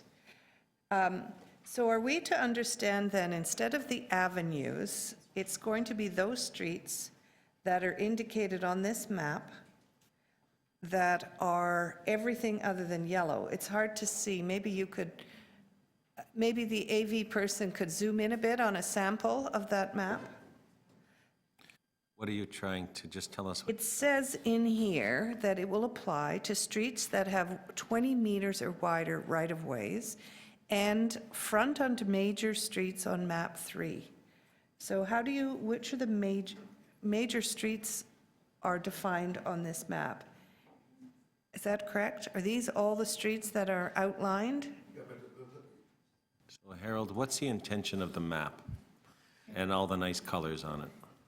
Now, the nice colors Yes. measure the Sorry. right-of-way width. So this is, the being explicit about the main streets is so that it's understood that they aren't going to go on the other streets. So it's just to Right. clarify, on main streets and in these uses, and according to where the existing bill form would support those. So Harold, can I ask you a question? So you have to meet all 3 of those criteria. Right, so if you used my neighborhood, for instance, as an example, if we zoom in, which is just west of Victoria Park, there's a yellow line going up, and that has a width, Dawes Road has a width, that diagonal line, that yellow There's a key Yeah. at the bottom that says the width is less than or uneven.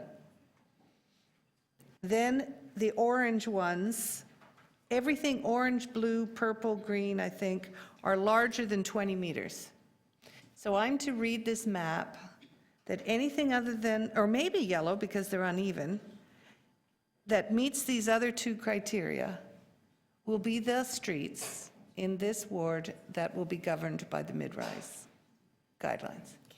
If they meet the zone, Yes. if they meet the existing land use designations, they front onto major streets on map 3, which is map 3, and they have planned right-of-way of 20 meters or wider. Through you, Mr. Chair. And where existing built form context supports mid-rise buildings. So it's not just being on the right-of-way. I It's not see in just the being in the full- land use designation. You also have to have mid-rise being a supportable built form with a planning rationale and context that supports that. So bullet number 1 contains 2 points, It does. which is in areas with existing land use designations of mixed-use, employment, institutional, and some apartment neighborhoods. I thought that applied just to the apartment neighborhoods, where existing built form context supports mid-rise. Or does that apply to all the other land use designations? I would interpret it as to all of the land use designations. I think it should be made clear. Okay. How could we have you're saying mid-rise in employment areas? No, Well, mid-rise office buildings, yeah. yes. Okay. Do you, Mr. Chair? Just as a point of clarification, because this is a really important piece, the road you're speaking to is primarily designated as neighborhoods, and therefore is not an appropriate area for mid-rise buildings. So as an example, I agree. it actually is excluded as a result of this very first criteria. So it's not relevant. This first criteria excludes it as a corridor for mid-rise. Because Well, it it's has commercial on it. It might have commercial, but the vast majority of the road is in fact neighborhoods. So it's not in a neighborhood, it's not a designation that is identified for intensification. What is a major road? All three criteria must be taken together. So if one of the criteria is not met, so it is a major road, that's absolutely correct, but it's a major road that's fronted with neighborhoods that are not identified for intensification as per the first criteria. So for that reason, the guidelines do not apply. Even though it has commercial So zoning? let me ask a question, because Counselor, putting up the map, and Counselor DiCiano, Counselor DiCiano? Sorry. You may help in the same area. Would having a map that delineates by color the areas that we're looking at, the heights of buildings being in place, not make it much easier to deal with the applications as they come in, where Councillor Fillion was talking about between particular areas where there's secondary plans, where Councillor Doucette was talking about special areas along Bloor West, where you have concerns about outdated official plans? Would it not be better then to try to update the map to actually say what we mean when you look at a map as to which areas might have intensification, and some of those areas, although they're wider road widths, may not be areas that are subject to the full heights of the one-to-one? Well, through you, Mr. Chair, if I can respond to that, there is a plan that identifies this, and Jennifer was referring to it. It's where growth is identified. It's in our official plan. It's the structure plan, which, in conjunction with the land use plan, that together inform as to where growth is to be directed. I understand that, but we got lots of maps, lots of plans, lots of words, lots of confusion. And if my colleagues here are confused and aren't able to get in all the ways that you try to the greatest clarification of it, then it goes off to what my concern was, is the fact that you as the city staff, there's three people, the city staff have an understanding of what they want. and what they're trying to do in the guidelines to bring in good development to the city and along our major arterial corridors, bring in stuff, development that's appropriate in its height and its scale. The developers look at it and they look at the maximum and start to go from there, including wrapping around the penthouses, pushing the elevations, and not necessarily respecting the angular planes that might be required. And the residents have a third one, which they think it's lower heights based on the zoning that's in place. So we're running a real confused issue over here, and that's why we keep struggling with it, because it's a lack of clarity, not a lack of desire on your half or the planning staff to bring in good development across the city, which we all appreciate. And we've struggled with this now for an hour and a half here after having it a number of times, and you can see from the paperwork the amount of times it's been here. So the question I'm asking is, if we actually brought up a map, because it's a guideline, so a map that showed on it where we expected these by colors to be implemented, and we did that along the sides of actually talking about the heights and the number of stories instead of just the meters of the building. So it was both your meters and your heights. Would that not help bring clarification to people that look at a map, look at a color, see a number, and see how you can achieve that if you meet the criteria? Through you, Mr. Chair, I think everything you're saying is absolutely sensible. And it's something that will be dealt with, frankly, through the policy process. Because what you're referring to, and maybe a lot of the concern, is really about where and where not to have intensification. This is not about mid-rise. This is fundamentally about where growth should and shouldn't go. The policies are already in place that are enabling development to occur where they're occurring. The mid-rise guidelines don't enable, they define and further constrain development. So the enabling policies are maybe where the confusion is at, and which are going to be dealt with in the coming months through the official plan review. But I understand that, but some of the statistics that you have, and I don't mean to be debating it, talk about a range of approved heights on avenues and non-avenues. And on avenues, when I go to the 20-meter roadway, I've got 10 applications. 4 are 6 stories or less, 6 are more, up to 11 stories on a 20-meter avenue. That's not right from what we've got as our issues. On approved heights and non-avenues, if I look at the same 20-meter right-of-way, there's 16 different applications that were there, of which 7 were 6 stories or more and 9 were above. And then I look at how many were actually approved by the Ontario Municipal Board, and there's quite a number of them. Of the 25 on avenues, 8 were board approved, and 27 non-avenues, 13 were board approved. I'm looking for something that's really, really clear because of the confusion that's there. Not that the fact that your policies may not be good policies to try to control development across the city, and not the fact that we have an official plan that says where it should go, but the fact that people aren't quite understanding it and are abusing it to some extent in some areas, and residents groups come in and tell us that it should be different than what it is. And I don't know how we're going to have a clear policy with that, that everyone understands. Through you, I think one of the ways that a foundational part of the mid-rise guidelines is the structure map in the official plan. One of the ways that we could begin to provide more clarity, I believe, would be to come back with the structure map and to talk about the structure map. It would be extremely valuable for us in city planning to have council, in fact, affirm the structure map, because one of the problems we're having right now, our developers are coming forward in areas that aren't identified as intensification areas, and it could be that some of the areas that you're talking about where you're seeing these buildings along Bloor are not actually intensification areas. The structure map is what? So the structure map identifies where growth will Has go. it been in front of committee?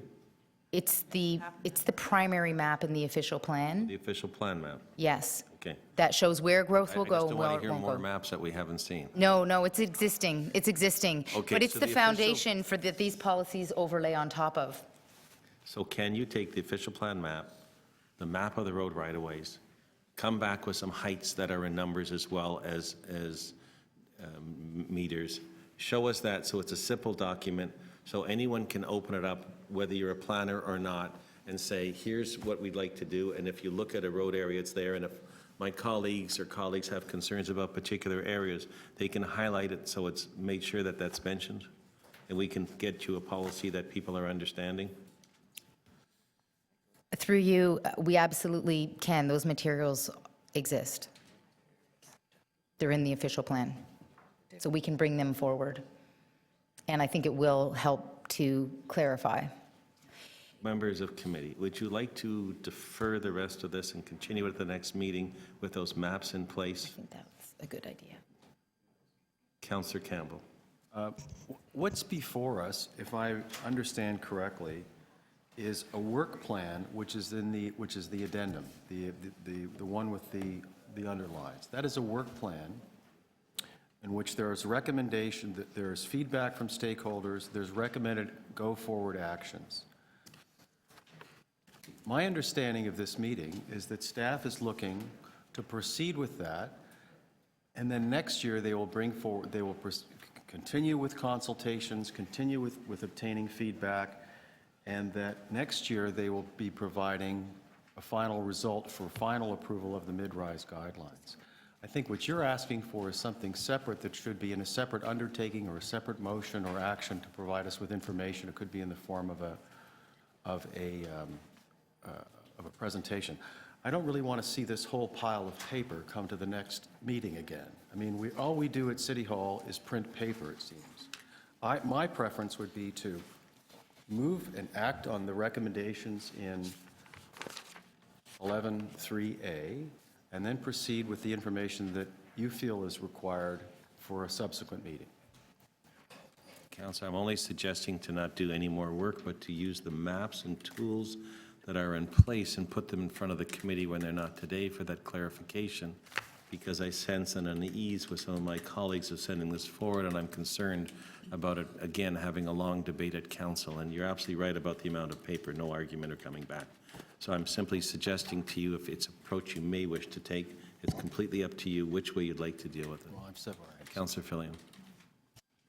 Yeah, well, I'm certainly not prepared to move this forward today, but the problem is in just sending it back is we've only got, like, how much of this presentation have we been through? And I have concerns about other parts as we go down. So what exactly are we sending back? We don't want to send it back to fix the first point and then start all over I again. have no at the problem next going through the rest of there is a total of, I don't know, 13 pages or something like that, or 15 pages of underlined changes. Some are, some aren't. I have no problem going through the rest of it if you wish first, if there's any other questions. And I'm not looking for substantial changes. I'm simply looking to provide better clarification by using a picture instead of just a word and a number of heights instead of just a road width. It's the only thing that I was looking to change. Was No, I'm totally in favor of that. I'm just, and also to whatever extent we can, So do you want to try and breeze through quickly the rest if we can with the underlines? as we and see if can, yeah. start? But just one more point. If with Clark's agreement, if and when this comes back, if we could just have the new stuff up front and then the rest as some kind of background pile if need be. Well, I don't know how we can sort it or not, but that we can talk about. But that's an issue of being sure that the information is all legislatively in front of everyone as we go forward, everything that's been discussed in the past, so I can talk about that. Do you want to try and go through this quickly, though, now, because we spent an awful lot of time on the first page? And if we can, and if you have small questions, let's try and get it through, because I think the major point was the one we dealt with. So go to page 3, please. Thank you. Through you, Mr. Chair. And to people in the audience, my apologies. I'm extremely unorthodox in the way I'm running the meeting. I'm not calling people in order. I'm not keeping them to their timetables. I'm not requiring them to do it all as questions. It's somewhat comments, but I'm just trying to find a solution to a problem. So, Through you, Mr. page 3. Chair. I don't think anything has been too orthodox with this, this report. So on to page 3. The two highlighted items, the first being in section 37. There were questions raised at the meeting on February 24th by Councillor DiCiano, and I think discussed by yourself and others, around section 37 thresholds. And the staff response was that Section 37 matters are being studied as part of the 2016 City Planning Work Program, so that's just been noted.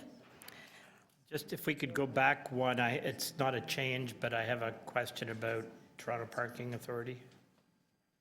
Is it okay, Mr. Chair? Well, there was no change on it, so let's see what the question is.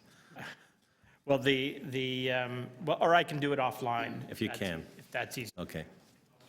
We're trying to deal with the items that were changed. Amenity space? There was a concern raised through letters to committee that the city was proposing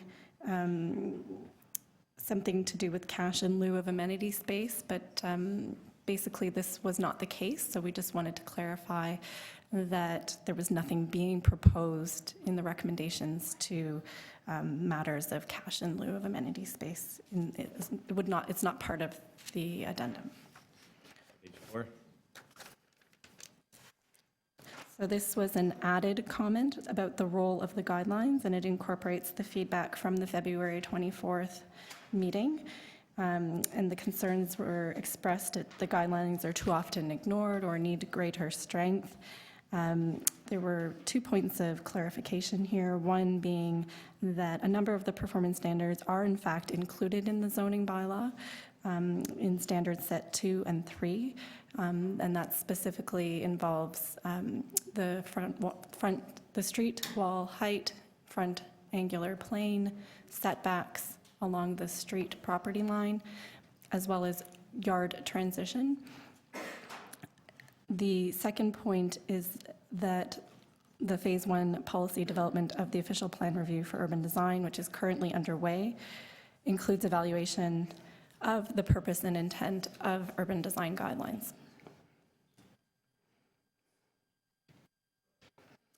On page number 4, again, context has been added to the general commentary.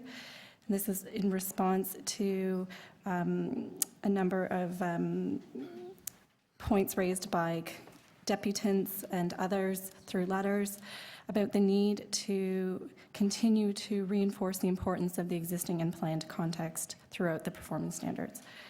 And as such, official plan references will also be made, which relate to the importance of existing and planned context within the updated guidelines.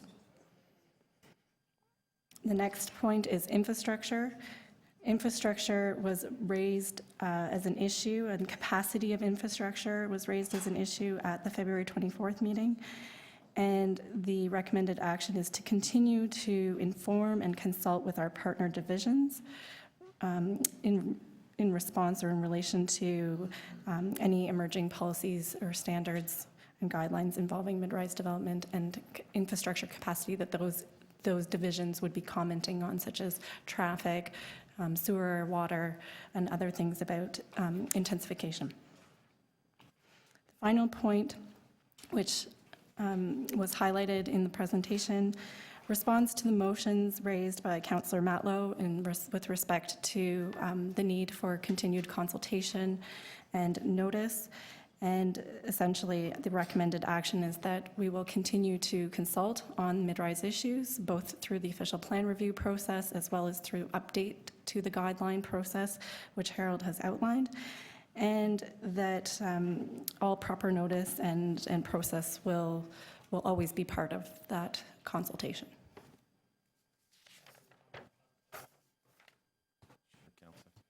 So do we have any idea, I know approximately, very approximately, how many households in the city would be affected by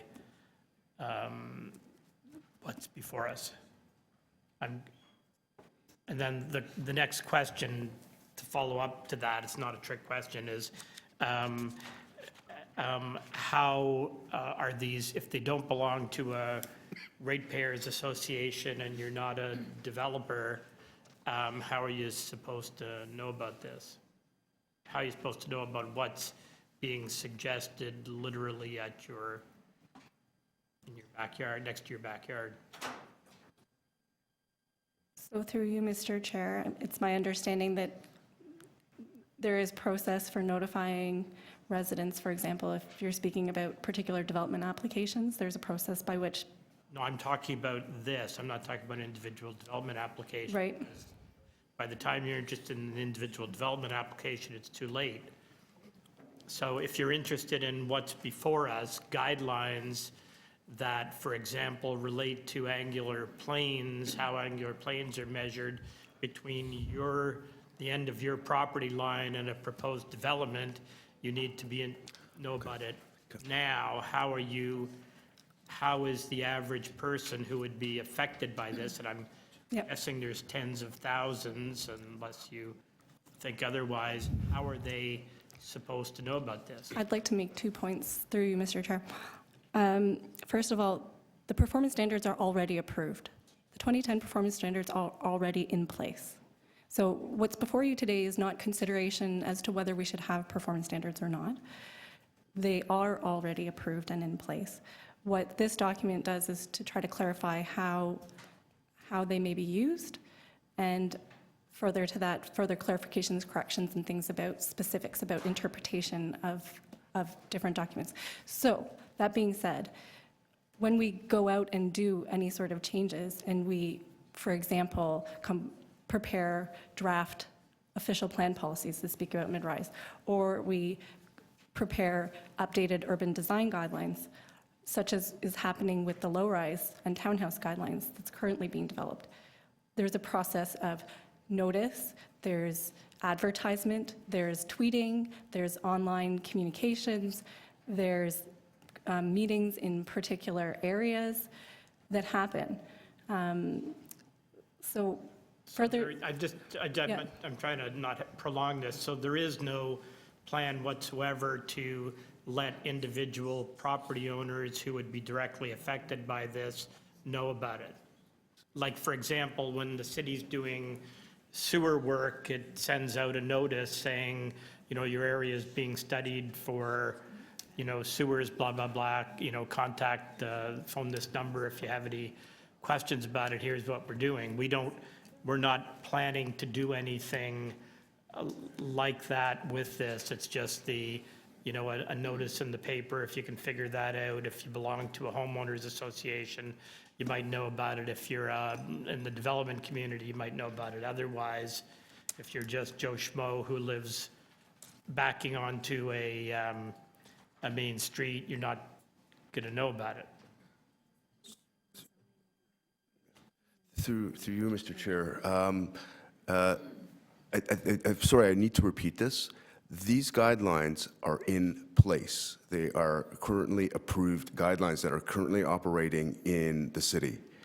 This addendum provides further clarification and revisions to proposed directions for revisions. So if we don't move forward with this addendum, just to be clear, the current existing guidelines, which are good but less clear, will continue to be in force.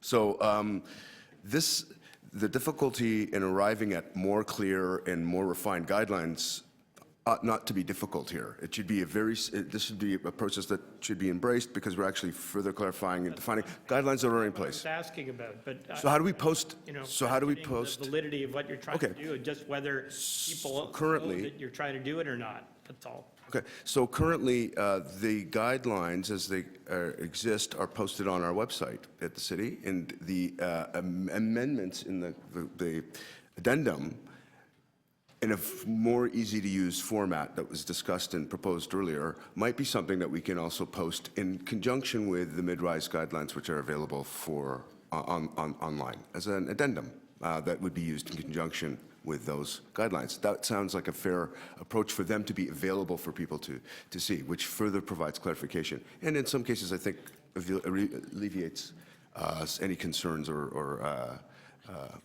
with the current guidelines. Through you, Mr. Chair, I think I might know what you're asking. Is your concern that the extension of the applicability of the guidelines to other areas beyond the avenues and the adjacent properties that may be next to those streets that we're talking about, that people may not be given notice that there may be guidelines that could apply to those sites? Well, that's one of the concerns. I'm talking about the whole You know, I think it's an offline discussion too, because we're not, Okay. I I no, want to just make the important point. These guidelines, whether they apply to avenues or they're extended to be appropriate as a reference tool in non-avenues, they do not rezone, they do not trigger an official plan amend or replace the official plan policies that are in place. So there's process that is triggered when an application comes forward, wherever that application may be, on an avenue or on a non-avenue. And if mid-rise is deemed to be an appropriate and supportable built form typology, then the guidelines may be used as a reference tool to help shape that building. These guidelines don't replace the planning framework, the regulatory framework of zoning and the official plan. Fine. This was a question of outreach. The simple answer is, you got to follow it because we don't advertise it. It's in place now, and these are changes to it. It came in 2010, the mid-rise guidelines, and they've been here ever since. Can we go on with the, and this was a question of further outreach to continue to work with people that are advocating on behalf of communities across the city and have an interest and have been involved, and no one's discluded in it if they want to join. Can we go to the next page? Page 6. Page 6, maximum allowable height. So there were a number of concerns raised relating to the maximum allowable height being exceeded or being applied without required setbacks and stepbacks. There was also requests for lower maximum building height ratio of 0.8 to 1 to respond to local conditions, particularly in character areas and along non-avenues. There were also concerns expressed by the development industry that lowering the maximum allowable height in specified areas may compromise the viability of delivering mid-rise built form and maximum efficiency to accomplish the most affordable housing type.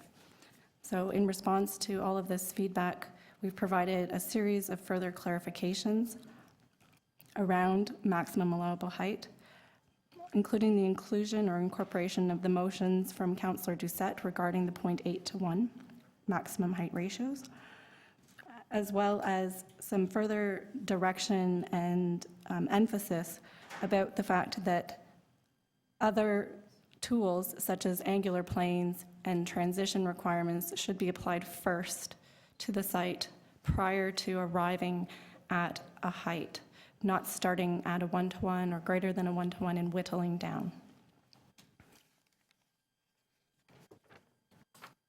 John, a question. so it talks about that the standards are deemed applicable to inform a rezoning application or an area study.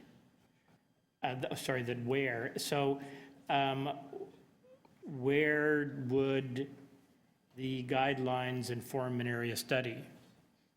Through you, Mr. Chair, for example, on an avenue, if there's an avenue study being undertaken, they were also used to inform a number of studies in the Queen Street East corridor, which were avenues, but they were not part of the performance standard applicability.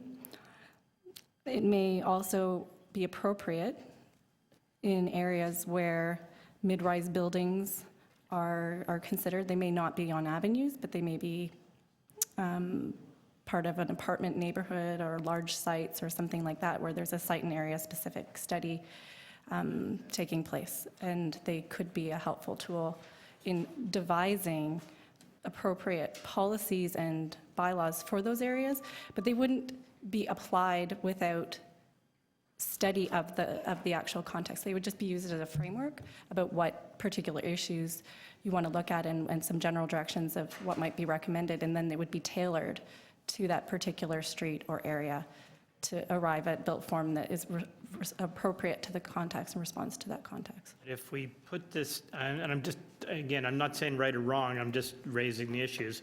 If we put this in there, that these guidelines be used to inform, and then there's a dispute over one of these areas, and it goes to the municipal board, and say the local community, local council or planner reviewing it says, nah, I think we'll go lower than, would it not be used against us? And then, and if that's the case, should we not be very careful about the use of this broad statement where it would apply? Through you, Mr. Chair, we do have experience, as I mentioned, along the Queen Street East corridor, where the maximum allowable height, for example, is lower than the one-to-one, and that was arrived through a process by which the performance standards were looked at as part of the evaluation, but also the local context, and a shallower angular plane was applied to the front street wall of the building, which ultimately resulted in a slightly lower height limit. And that's been upheld, from what I understand, at a recent OMB hearing. Well, Councillor Campbell, you had a question. A quick question. At the bottom of page 6, it includes the, I guess it would be almost an amendment by, that was put in by Councillor Doucette, 0.8 to 1 maximum height ratio or 21.6 meter height. If we move forward, and that's for Bloor West Village, if we move forward with this today, under what process could another councillor come forward to add that stipulation or that sort of guideline to their area? Isn't that on the map for character areas too that you refer to in there? Through you, Mr. Chair, that is correct. It was on character areas. I think the two important points here is it's best to follow a more comprehensive study process when we establish the height regime for an area, and that's part of why the note at the bottom explains other ways that we would evaluate the appropriate building envelope to respond to a context. So I think the 0.8 to 1 we consider to be an interim measure to deal with some specific concerns and pressures, but really through a study such as an avenue study for the Bloor West Village, one would develop a much more comprehensive approach to shaping the built form envelopes along that right-of-way. So by extension, I think the same could be said for other character areas as well. Okay, so the 0.8 to 1 ratio, that is a definition, a guideline particular to character areas. And so, correct? At this point in time, the motion was recommending, there was an original recommendation in the report that a lower ratio be considered for character areas with 20-meter right-of-ways, because those are often the most constrained environments. But effectively, that is very much almost like saying the base zoning height is in many cases 16 meters in those contexts. Some cases it's lower, but it's effectively bringing down to closer to the existing zoning provision in those cases. Okay, thank you. So page 7, if you finish that section, we can go on to page 8. And you There have are no underlines. proposed changes. And page 9. So Harold identified 4B pedestrian perception step back. So essentially, the first bullet and the table is not new information. We just presented it in a table so it was more clear. Okay. And then the notwithstanding notation is to say basically if there's a context that is lower than the heights that are in the table, that context should really take precedent in terms of establishing the street wall height for the step back. Page 10, you have no underlines. Page 11, you simply put a study further.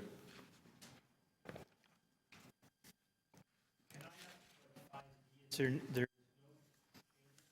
5D? 5A-D, there is no changes on that. Okay, I'll discuss that offline then. Just through Mr. Chair, there are changes to the original performance standard, which are already in the column, but there's no proposed changes further to what was already presented in the August 28th report.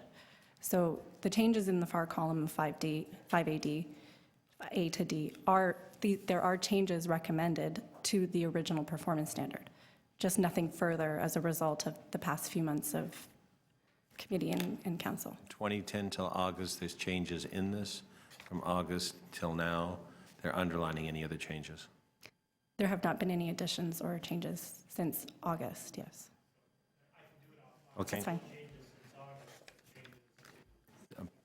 Yes. That's correct. So 11, there's no changes except for study further. And 12, there's nothing underlined. And 13.8E says study further, side property line setbacks. 14, there are no changes from August. And page 15, roofs and roofscapes. So this was one of the other important or key changes that was identified in the presentation. And essentially, it takes the recommendations from the October supplementary report and further clarifies them through 2 points.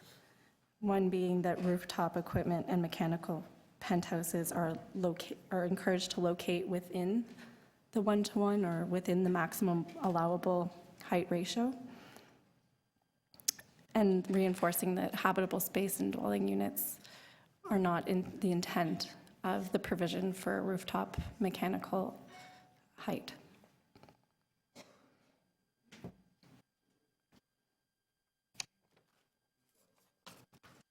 On page 16, facade design and articulation. The inclusion of an additional guideline to reinforce or establish a fine-grained retail character along the street wall. And on page 17, just a reference to the allowable heights and the roofscape provisions, since they impact the character areas as well.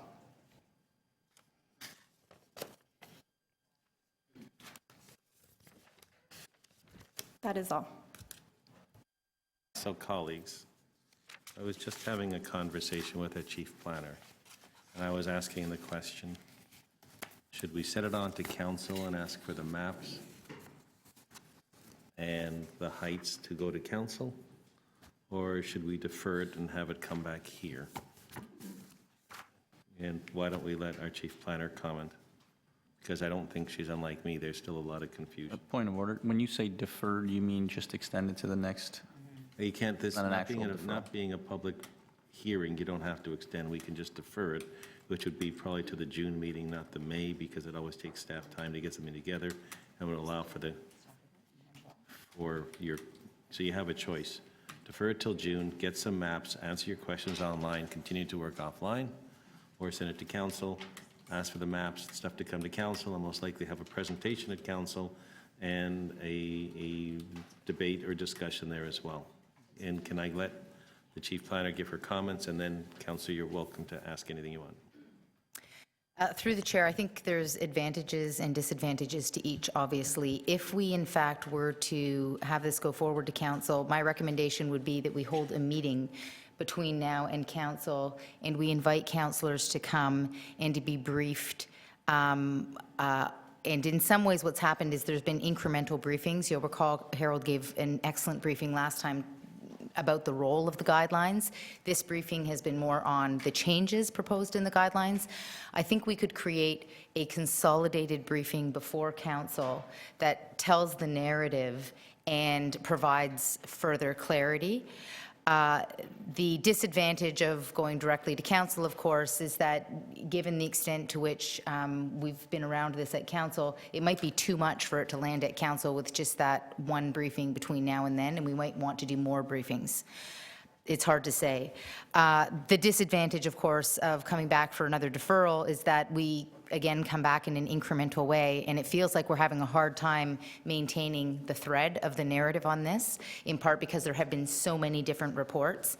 And I do want to stress the point that Harold has made several times, which is the guidelines are in effect. They have been in effect and have been being used since 2010. What you have before you today are a series of amendments. because this has been deferred on several occasions at this committee, and we've been asked to go out to consultation again. And as a result, part of what has added to some of the confusion in terms of how this is presented is that there's a series, every time we go out to consultation, there's changes, and we all know that that will continue to be the case. So I would strongly advise that we don't go out to consultation again. I think right now, this is an important increment in strengthening the guidelines that we already have. Are there further changes that can be made? Absolutely. We said this in our very first meeting, that this needs to be a continual process of improvement. In addition, one of the things we signal very clearly here is that there are certain ways that we can, in fact, through the update to the official plan policy, begin to embed the strongest parts of these guidelines where there already is a high level of consensus on City Council. That's not every part of the guidelines, but there are some areas where there is consensus. We can begin to embed some of those areas into the official plan so that we're incrementally strengthening the official plan with the areas there are consensus. One of the challenge here is that the breadth of material that you have before you is quite technical, and there are a whole variety of areas that are touched on. The attachment number 1 is it really is the key part of the material that you have before you. If you don't have confidence in what you see in attachment 1, then I would recommend that the committee defer this for a month, and we'll come back and talk about attachment number 1 again in the next meeting.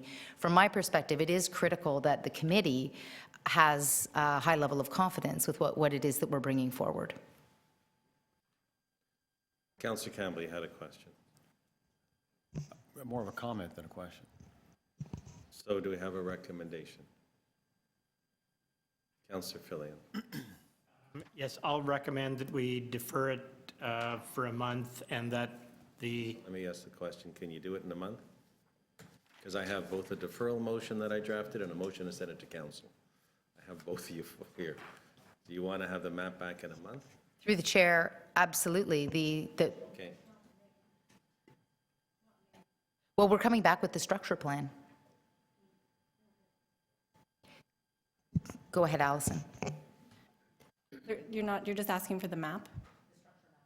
No additional reporting or anything? Structure map, and give us some height numbers that go into the right-of-ways, because that's really what's missing, I think, in the clarification of what 20 meters means for heights. Through the chair, because there's a variety of criteria that apply to determine the height. Your range, but still, if it's 20 meters and it's a one-to-one, it generally has a maximum of about 6 stories. Well, it depends on the lot depth.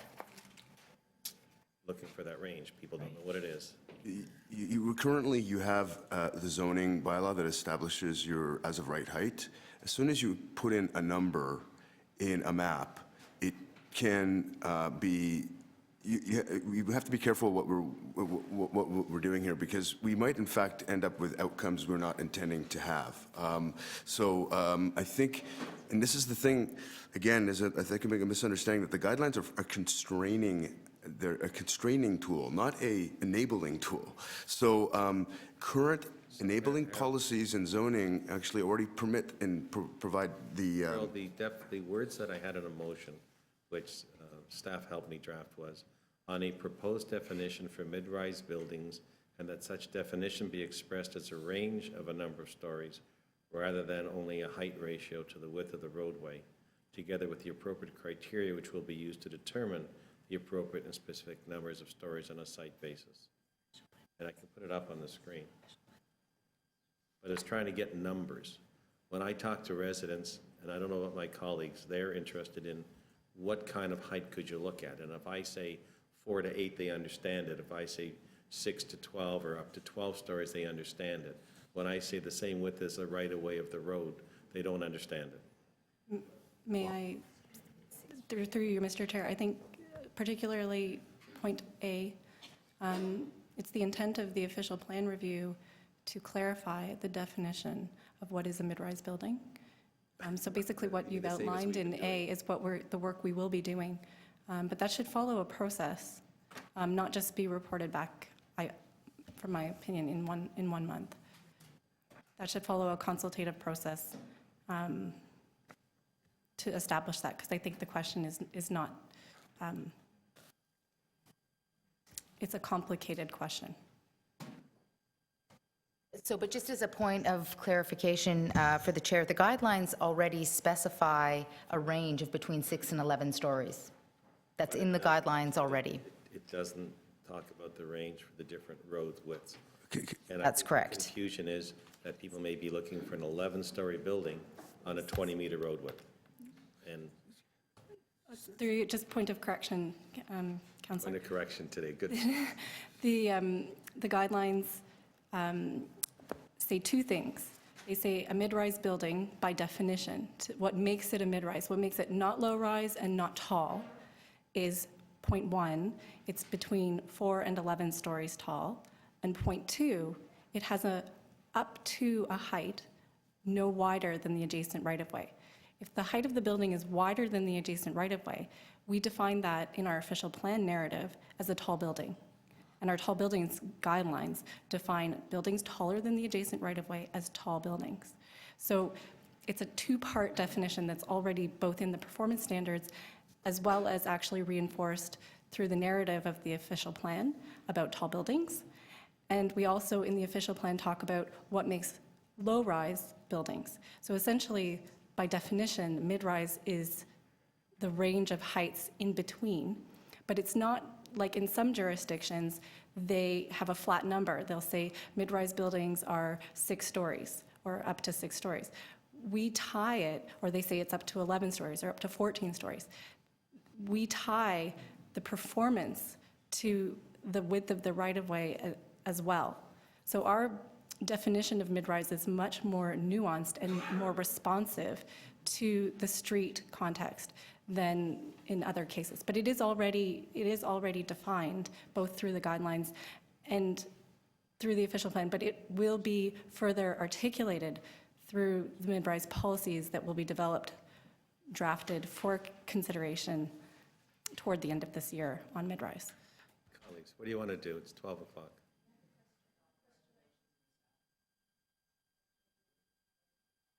Ask me a question of my motion, sure. So my concern with this map is if we start putting number of stories which are higher than the zoning, are people not going to assume therefore that the zoning doesn't count and you can put the stories? Also, stories depend on whether you have retail on the ground floor and what your ceiling height is per floor. So you could have a 13-story building in one building, which is X number of meters, and the same street with another X number of meters would have different number of stories. That's just my concern, that we put a number there, they're going to go for that highest number. The definition of the number of stories is to some extent still there by the 1-to-1 ratio on the roadway as a maximum. It just doesn't say it in the number of stories. And when you do a map that says what the areas are, and you talk about the road widths, if you're a 30-meter road width, then you are a 30-meter building. And it's already said, but nobody knows, or general public doesn't know what 30 meters means. So it's 30 meters and up to a particular height in your guidelines. And it's not there because the average person doesn't know it, and in due respect, you get the other staff may understand it, but when a person applies for it, then they apply for more. Councillor Fillion. You moved your deferral motion? I'm only going to move what you guys want. Well, I think, the job of a committee is to work stuff through as much as we can. If we send this on to council the way it is, we're going to have a lengthy debate. We're going to have 28 amendments, some of which will be good ones, some of which will be awful ones, and I don't know how anyone's going to know the difference, and we're going to end up with some kind of dog's breakfast. So I think, certainly the staff intentions here are good and honorable, and in a lot of cases, very good ideas. I sort of have two lists, parts I like, parts I don't like, and some are on both because there's like the academic exercise and then there's what happens in the real world. So, and a lot of this needs to be massaged before it goes on to council. How about we just move Part B of the motion for the structure mat, come back in June, ask you to work with the staff in between. If I'm able to define something as stories, I'll come back with it after I work with them. If you have particular issues in areas, you can work with it. We'll come back in June with something that provides a clarification that we want and the presentation that we want before it goes to council. Just to finish, Mr. Chair, two things that the chief planner said that I totally agree with. One is there should be some kind of briefing for councillors, and better to do before the next committee meeting than between the committee meeting try to and arrange council. And the second thing is that there are some parts of this that everybody will agree to, and then there's other parts that are like still kind of messy, and maybe we need to separate those out, and the ones that are, there's a consensus on, shoot those forward to council, but also think about maybe some of this gets held back for further work, because we do want to get it on to council to get the good parts adopted, good parts being ones that kind of everybody agrees with, and then the ones that still need some massaging, we want to be able to do that. So we don't want to hold the whole thing up, but we also want to get it right by the time it gets there. But the issue is that it's already been to council. They already have guidelines. And I don't think any of us talk about anything that's recommended here being worse than what we have. So the question is, how do you take that, send it on, and continue to work on the areas where you have a concern? And I don't have an answer for it. Do you have an answer for it? I don't have an answer, but in keeping with the unorthodoxy of this meeting, it would be extremely useful for us to know, of the items outlined in attachment 1, what are the items that you agree with, and what are the items that you believe need to change or need to be different? Because the challenge we've had is that we've not had any specific feedback other than, and I think it's been very clear, and I've taken detailed notes, and I'm confident Allison has as well, that we need to put language in the component around the applicability of the guidelines that makes it very clear that the secondary plan policies trump the guidelines. Other than that very specific feedback, I'm not clear on any other changes, and I'm not clear on if there's anything in here that is problematic, as we've just gone through it. So it would be very useful for us to get that feedback prior to returning to you so that we can muse on it and potentially bring forward changes to make improvements. So the issue is that you can't have a working briefing with all councillors in the room. That's why we had a working session at the committee. I can't say let's go offline and do more than have a presentation done. If you wish that, then instead of bring it back to May for your briefing, so-called briefing, which will be another presentation here, and June for your final recommendations to council. But you can't hold a briefing with city staff in a room and have them discuss things and you give them recommendations. That has to be in a public setting if you have a majority of councillors or you're asking them to be there. Councillor Campbell, you have a suggestion. We have had, this has been before this committee several times. Councillors have had ample opportunity to come and express themselves. As the chief planner just said, the more times you go out to consultation, the more tweaking occurs. No matter what we do between now and June, it still won't be final, because the final document won't come until 2017. If you ask 5 lawyers for an opinion, you get 5 varying opinions, and it will be the same way with councillors. We had a few councillors show No, up. if you ask 5 councillors, you'll get 6 opinions. We had councillors come here today. I don't know that there's the interest or the understanding among councillors to hold this up for 4 or 5 hours at City Council, and if that happens, so be it. We do it with transit. We do it with, we do it with Gardner. This is obviously I important. gave you both options. Send it on to council, ask for the map, keep it for the next meeting. Councillor Wong Tam moved the staff recommendation. I'm supportive of that. I think we move it forward, and I think Councillor Fillion's concerns are justified. We can hash it out, and other changes could possibly be made at City Council. My personal view is I don't think it'll be. Okay, so but I should put a motion on the floor for you to speak to, one way or the other. Well, Councillor Wong Tam moved the staff recommendation. Well, I not, didn't but I was acknowledge shouted her out as from a the speaker peanut yet. gallery. I felt that that's something I heard we it, should just though. proceed with. I heard what I wanted to hear. You said she'd like to proceed, but in the... I can move the recommendations in the staff report. So why don't we get, there's a motion from Councillor Wong Tam to move them, and I think there's a motion to defer and get the map up, which I'll move if you want, and just the second part of it. Yeah, just the second part, and I'll go offline and talk with staff about heights. Well, it would be to is the chief planner recommending that we have a session here in May and then have it come back to June, or just come back to the May meeting? Because I'm fine just coming back in May. Through the chair, if committee is comfortable with doing so, I would recommend, as per Councillor Campbell's comments, this going forward to City Council, us holding a meeting between now and then to brief councillors. And we could also do several briefings. They wouldn't be working group sessions, but briefings to brief them so that there's more understanding as to what is being recommended, because I think that's been part of the confusion. If there are, we could also bring the structure map to City Council at that time. If that is the recommendation of this, if that's something that's supportable by this committee, I think that would be preferred by us. And Plan B, if they want a structure map here, come back to the May meeting. And Plan B, if they would like to have it come back to this committee, then I would make two suggestions. One is that we bring the structure map back and we talk about the underlying structure in the OP. And the second would be for councillors to forward in email any comments that they have on attachment 1 so that we can understand where the issues are. Because other than the change with respect to the secondary plan applicability, I don't have clarity where the issues are.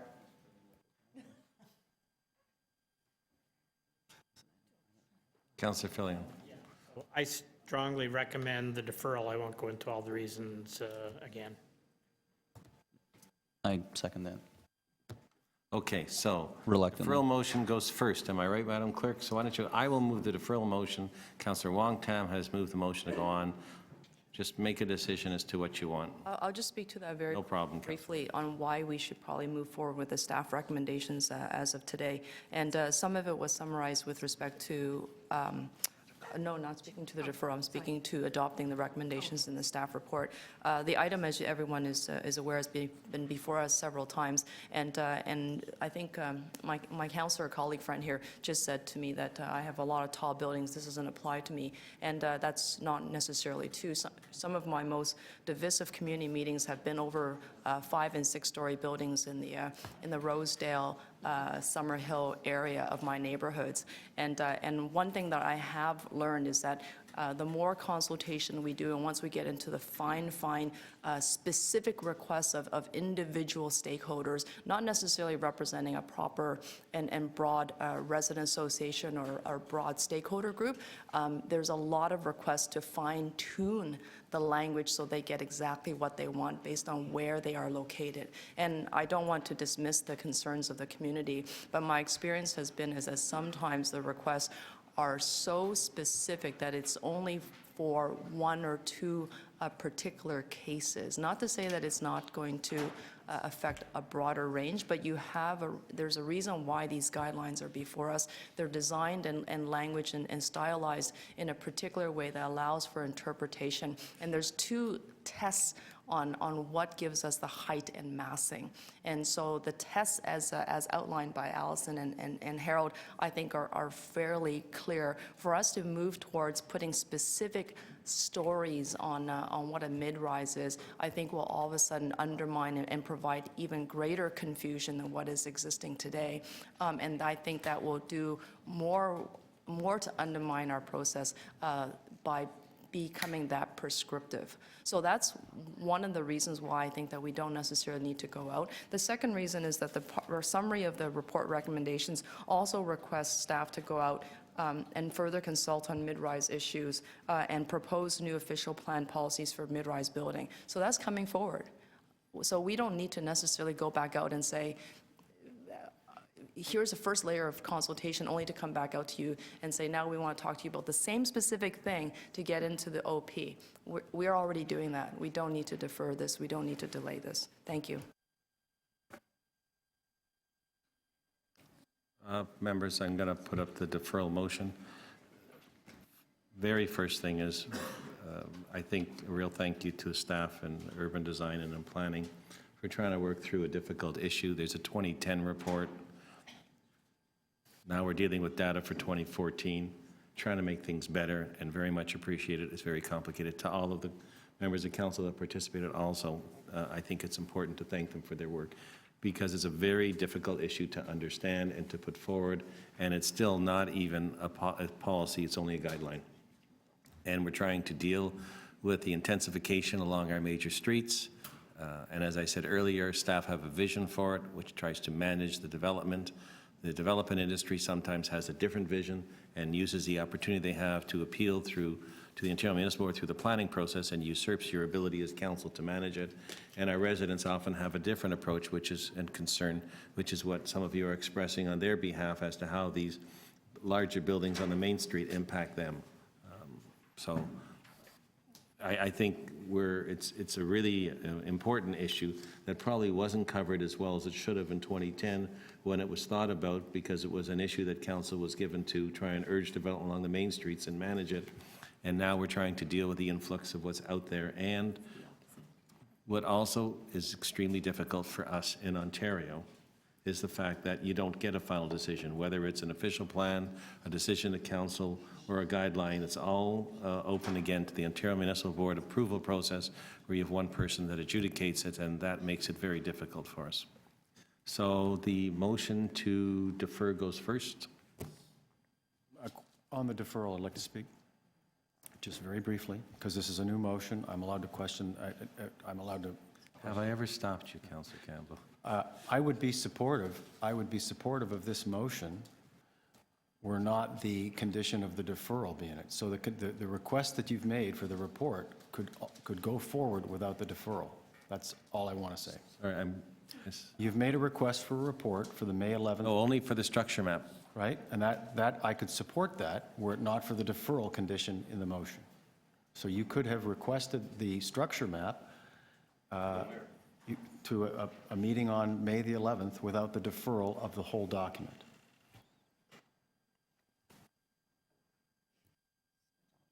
Okay, so we have a vote. Councillor, I can't. It's in committee. You don't, members non-committee don't speak on motions that are in committee. All those in favor of the deferral? 1, 2, 3. Opposed? 2. So the deferral carries. We will tackle this again on the 11th. I'm sure you can't wait. Then we have an 11 o'clock public hearing on Mimico Judson. Am I correct? That's the next one we have? So, members of committee, you have a choice. You can go forward with the public hearing as was arranged and hear from the deputants, and then you can, if you wish to accommodate the local councillor, do a continuation at our next meeting, or you can just move to defer it today and not have the speaker speak, because he's had a letter in front of us that's asking for deferral so he can have a continued opportunity to work with his community. I think Councillor DiCiano wants to put the deferral motion first forward before we go to the public hearing. Yes, Chair. Those are his concerns, the local councilor's concerns. I have concerns with respect to receiving the 100-page urban design guideline document 4 days ago or 5 days ago that I haven't been able to fully review. I've reviewed them, but those are my concerns. I'd like more time to look at them. The whole thing, yeah. He's doing the deferral. I'd have some questions if the meeting went forward, but I'd have probably a lot more if I had time to review the full document. So to the members of the public that are here, what's being suggested by my colleague is that the local councillor be able to go forward with the public meeting that got disrupted because we had an evening visitor to our Etobicoke building who did a little bit of damage out there. Am I right, Neil? Unfortunately, correct. And you kind of found your computer getting a little bit of air outside, if I'm correct? Through you, Mr. Chair, technically, it wasn't my computer. It was a small television that I used to watch committee and council meetings, which was on the ground outside the building. Well, that a may week have ago been Monday. That might But have I'm- been from you, that could have been from you or your staff. It has been debated from time to time, but at the same point in time, since I do have the microphone, I'd like to advise the members of council who are here, as well as the public who may be watching, that the first and fourth floors of the Etobicoke 2 Civic Center at the Etobicoke Civic Center are open for business, and the second and third floors will be open for business by Friday. So we'll be back on board and up and running in full steam by next Monday, which is a pretty awesome achievement by everybody involved. Okay, so I'm supposed to read this to you as well. Councillor Shine, if you're a committee member, plan to move a deferral for Mimico Judson, here is a correct motion. An announcement for the statutory item. So the correct motion is that the public meeting for Mimico Judson Secondary Plan and Urban Design Guidelines be adjourned until May 11th, 2016, 11 o'clock p.m. Chair, please announce. The committee can hear the deputations now from anyone who wishes to depute. However, speakers should be advised that if no new information is presented on the deferred item for the May meeting, the committee does not need to hear deputations from the same people again. The speakers can decide if they wish to speak now or speak at the continuation of the meeting on May 11th, 2016. They cannot speak on both days unless staff present new information to PGM along with the deferred item. No further notice of the continuation of the statutory public meeting will be given. So if anybody wishes to speak here today, we have to give them the right to speak. If not, we'll hold it over to the next meeting. Does anyone wish to speak? If we have the deferral, I don't see any. Councillor Dicciano, then your motion is in front of us. Is that the appropriate motion, Madam Clerk? Can we have a vote on the motion then? All those in favor? Opposed? That carries. Thank you all for coming. I'm sure you enjoyed our previous session. And we have one more item in front of us.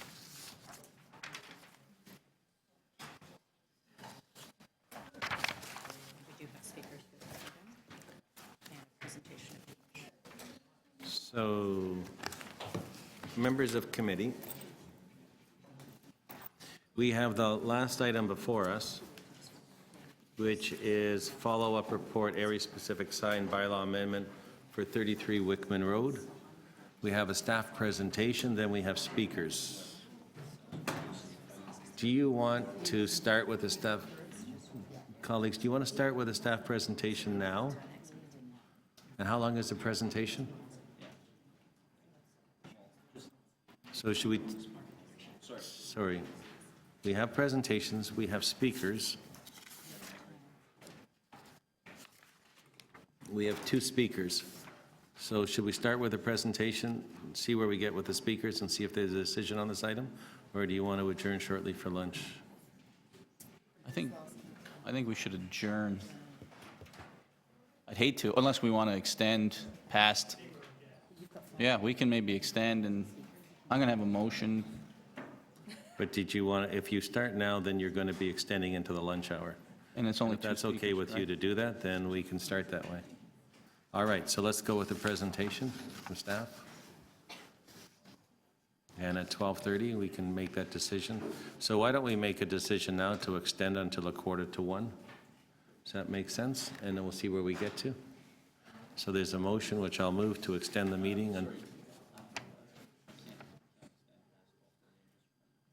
you were talking about extending.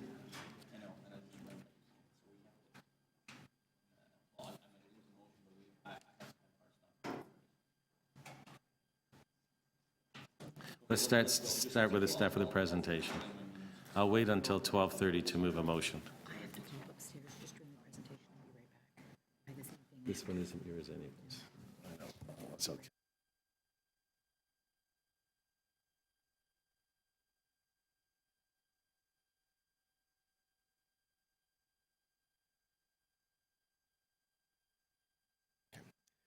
Thank you, members. Through the chair.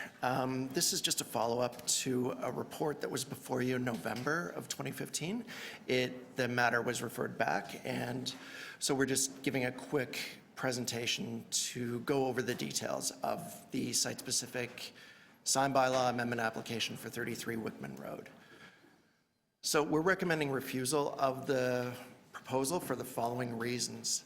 One of the larger ones being that the sign is proposed to be located only 20 meters from the Gardner Expressway, where the sign bylaw requires 400 meters. So the sign will be almost 20 times closer to the Gardner Expressway than what is permitted in the sign bylaw. The sign's proposed to be more than 2 times taller and 3 times larger than what is permitted in employment sign districts for this type of sign in the sign bylaw. It would add to an area that already contains a large number of electronic third-party signs.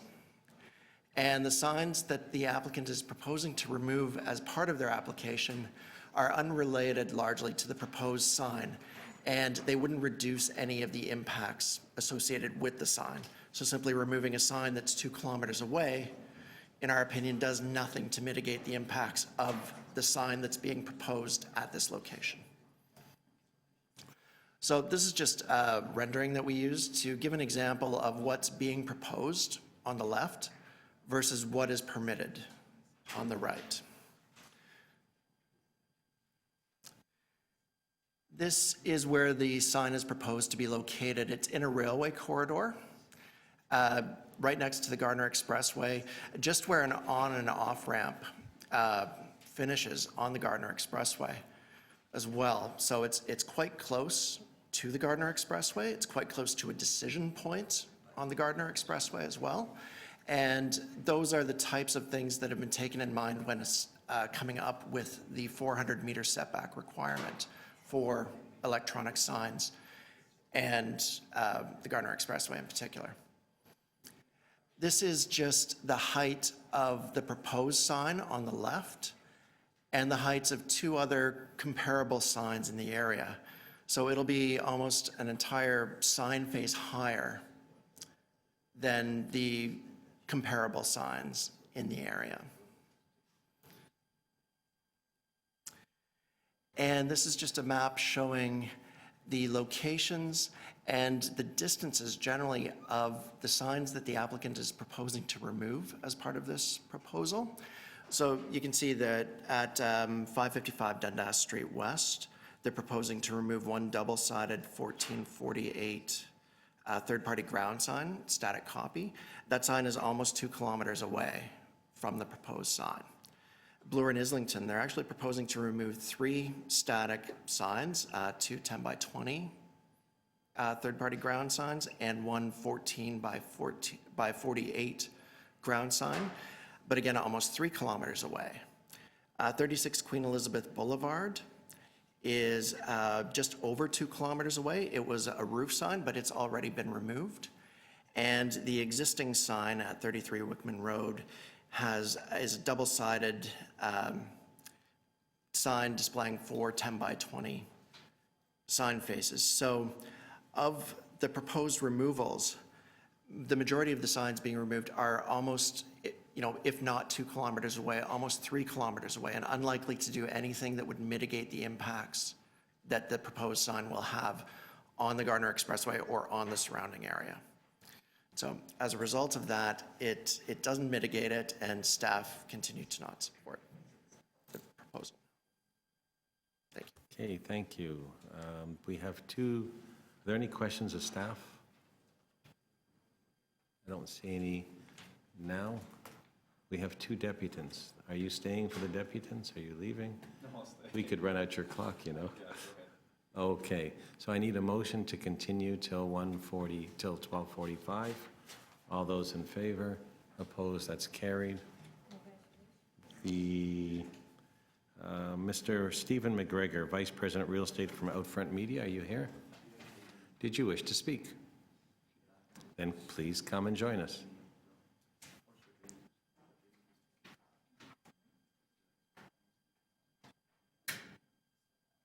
And then I also have Steve Wolowich. That's yourself?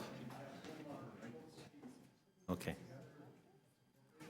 So you'd like me to run your clock for 10 minutes, not 5, not 5. If you can do it in less with hungry people, it's probably better, but you do have the right for 10 minutes. Okay. You need to plug yourself in?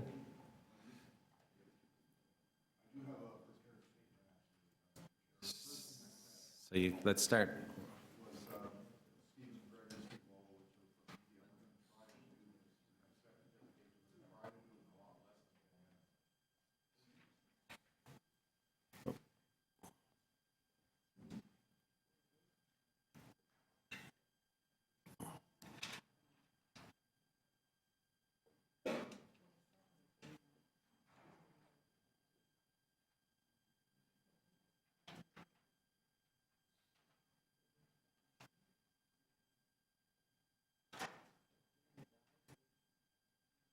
Okay, we're here listening. Again, Stephen McGregor with Outfront Media Canada. This is a request to rebuild and modify our existing sign on Metrolinx land at 33 Wickman to a sign containing electronic static copy. We had appeared on November 16th, and we were asked to further consult with local councillor and with staff to modify our proposal. The first change that we have made in the proposal is that the sign be set back 20 meters from the road, the Gardiner Expressway. That setback mirrors the setback of an adjacent sign also on Metrolinx land on the south side. So they are now of an equivalent setback. The second change of significance is that we're now formally changing our request here for a permit from 10 to 5 years only. After that, we'd need to reapply for the permit. While the surrounding land uses are exclusively industrial and commercial today, and while we don't see any change in that occurring in the future, nonetheless, it's possible they could. The current sign bylaw provides for permits of 5-year duration only, and we're agreeing that would be appropriate here if that were to be the committee's decision. As to the staff report, it's welcome that there is no discussion as to intrusive lighting or traffic safety. The report states that this type of sign is now more broadly accepted across the city, and particularly on properties that carry the zoning, as does this property at 33 Wickman. I think that leaves us to the biggest issue here, and that is that third-party signs of any kind are not permitted within 400 meters of this section of the Gardiner Expressway. In fact, in the sign bylaw, there are 29 sections of streets where new third-party signs are similarly restricted by setback. So the Gardiner is not unique in that regard. This is just one of them. And while I can't speak for staff, it might be that it is this provision that makes it most difficult for them to support the proposal. So that leaves us with the appropriateness of whether to grant a variance here or not. First, you would not be approving a brand new sign use. We have a sign there now of the same size, and that sign would be removed and would be replaced with this sign. And that sign would carry a 5-year permit only on a property for which such a use is permitted, surrounded by other properties which are similarly compliant. Our request is supported by a proposal to remove a number of other signs at other locations within the same ward. We do not have a lot of signs very close to that location, but we have proposed to remove other ones in the same ward. The staff report regards this as having little weight, that no one has complained about the signs, and that the removal does not compensate for the sign that we propose. Further, the report even suggests that some of these signs might then be rebuilt with electronic static copy, which most profoundly is not the case. We appreciate staff's work. We would ask, though, for a little bit of consistency, please, and respectfully, a little less conjecture. On other applications, the city has looked favorably upon the removal of signs in an exchange. Indeed, on an earlier Metrolinx proposal, City Council itself granted approvals which involved the removal of other signs. At this juncture, I should apologize to committee and to staff for an error I have made. On one of the adjustments we made to our proposal between November and now, we said we would remove the sign at 55 Dundas Street West. Several days ago, I realized I had made a mistake in regards to our lease on the property, and we cannot remove that sign at this point in time. The proposal, nonetheless, is still accompanied by a substantial number of sign removals, none of which are regarded within the staff report as critical. I would therefore appreciate if our request could be approved without the requirement to remove 5555 Dundas Street West. We have very recently removed another roof sign in the area, if that should make any difference to you, and I hope it will. Finally, Steve will speak to the specifics of the application. I'm asking you to support it. It will be appreciated by us. It will be appreciated by Metrolinx. And within the provisions of today's sign bylaw, it would be a good thing for Ward 5, I think. Thank you. Okay, so you're a little past your 5 minutes, so Steve, you'll be a little under.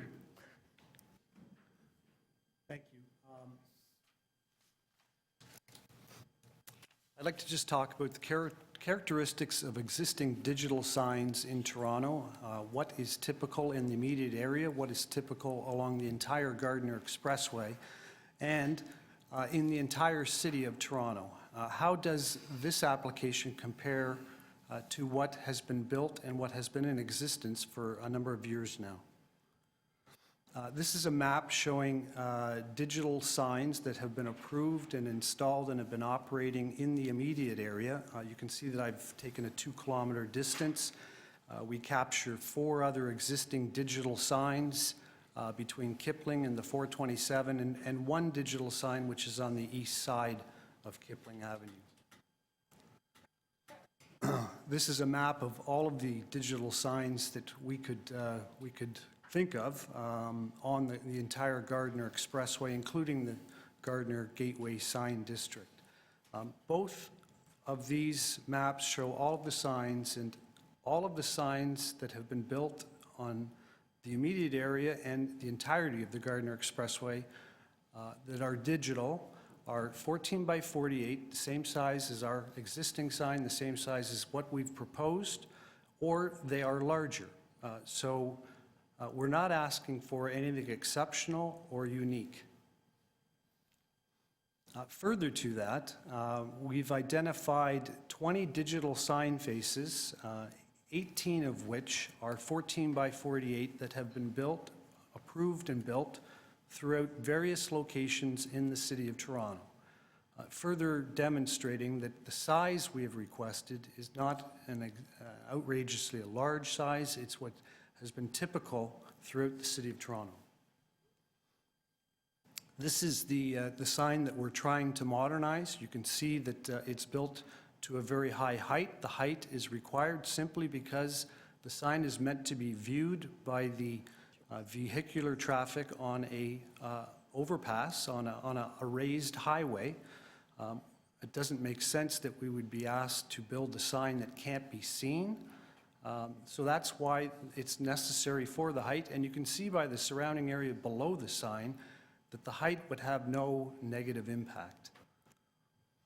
I'm just going to take you through a series of photos of the existing signs. I'll go through them quickly. These are signs that have been built and will travel along the Gardiner Expressway from west to east. So you can see that this is an existing sign near the 427 at a very high height, like-size display. Another sign on Algie Street, which is another, again, 14 by 48 with very high height to be seen from the highway. Another sign on Ford House Drive, 14 by 48 in size, very similar height, and very similar setback. That's the highway immediately to the right. Another sign on the south side of the Gardiner Expressway.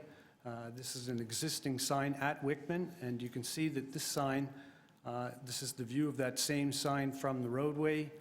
It's built at an appropriate height to be seen from the highway. It's also built with a 20-meter setback, which is now the setback that we've proposed to bring a balanced aesthetic on each side of the railway corridor. Another sign, this is the sign that is just east of Kipling Avenue. Again, like-size display, 14 by 48 with a high height. Here's just a few examples of signs that are within the Gardiner Gateway Sign District. You can see a sign on the north side of the Gardiner, very high height to be seen from an elevated highway, 14 by 48 in size. Here's a sign at Exhibition Place, 14 by 48 in size, very similar height overall, right next to the highway. Here's a sign at BMO, recently approved, very high height, a very large display in excess of what we've asked for. Here's a sign further to the east at Strand. Again, very large display, larger than what we've proposed, very close to the highway. Working with the local councillor, the application we've made today. Oh, your time is up now, thank you. And I mentioned that earlier. You have to kind of move on to. So are there any questions of the deputants? Councillor Campbell. So you're proposing to change it from a static sign to an electronic sign, is that? Yes, Councillor. How much revenue, so you're going to be two-sided? That's right. Do you change the ads on a monthly basis or on a weekly basis? The electronic, more frequently than that, actually.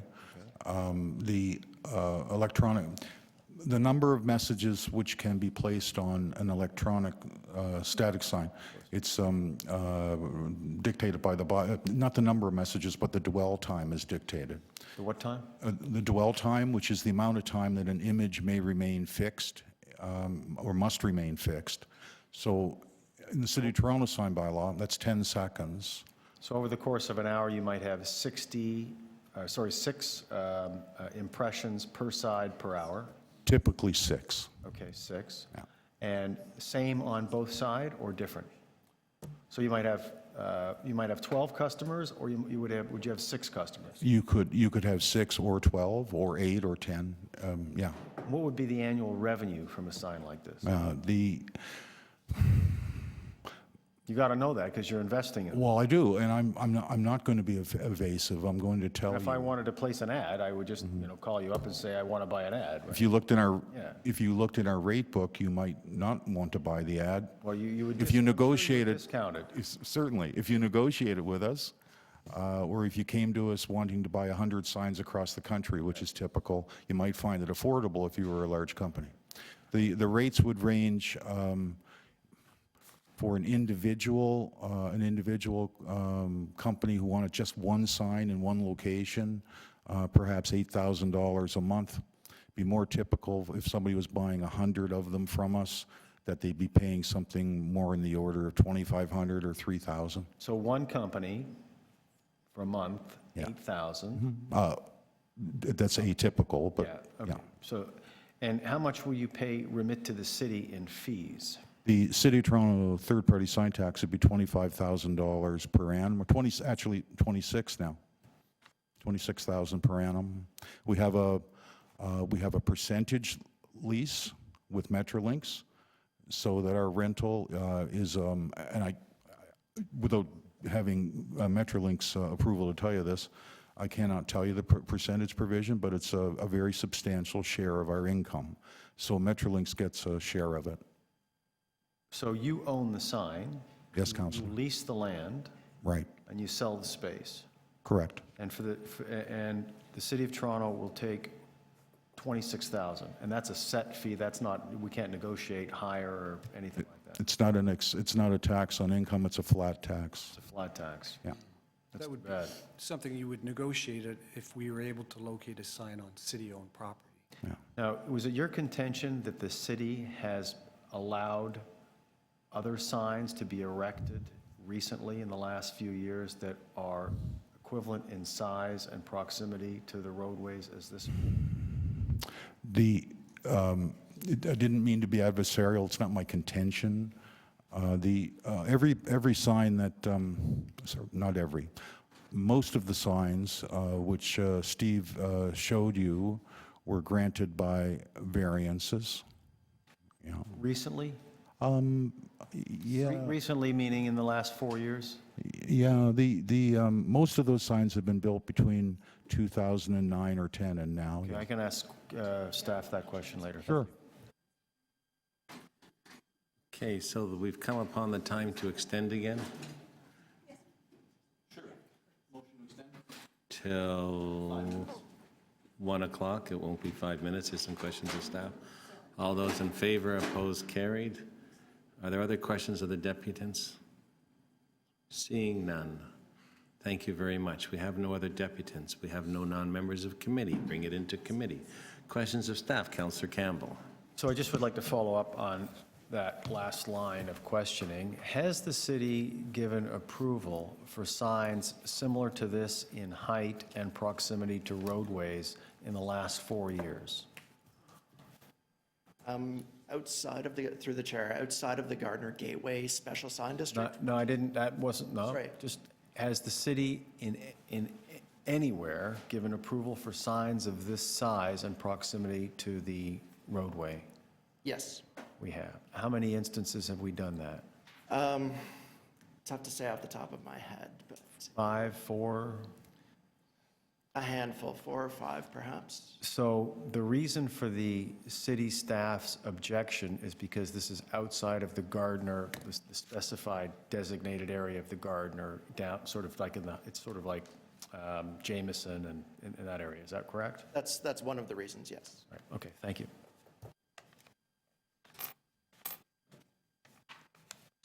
So then I have questions, and the other reasons are? And the second, the other reasons you refused it, and how many have been permitted since the new sign bylaw came in? How many digital signs? Yes, of this size. Of this size? I don't have the number off the top of my head, I apologize. How many signs of this size have been permitted outside of the special sign districts since the new sign bylaw came in? Maybe 6 or 7. In total across the city in special sign districts? Yes. In special sign districts or in general areas? No, it would have been through council approvals for the most part. How many of those were in Etobicoke? A number of them, the signs surrounding Freeman, the signs immediately surrounding this one all predate the current bylaw. So the ones approved under Chapter 694 have been throughout the city, some on rail corridors, one definitely in the former Etobicoke, up by the airport. And the other conditions where there was a comment that there was a lack of consistency and conjecture in this. Do you know where you were not consistent? Mr. Chair, no, I'm not certain. So what were the other reasons besides, there was the size of the sign? The size of the sign, The height of the sign? would be one. The fact that we've recently gone through a very, very long and protracted study of electronic signs, and the electronic signs of the size and height that are being requested were not requested as part of that study, or not recommended or adopted by council as part of that study. So that was my question. It wasn't by council. How many have been approved since then?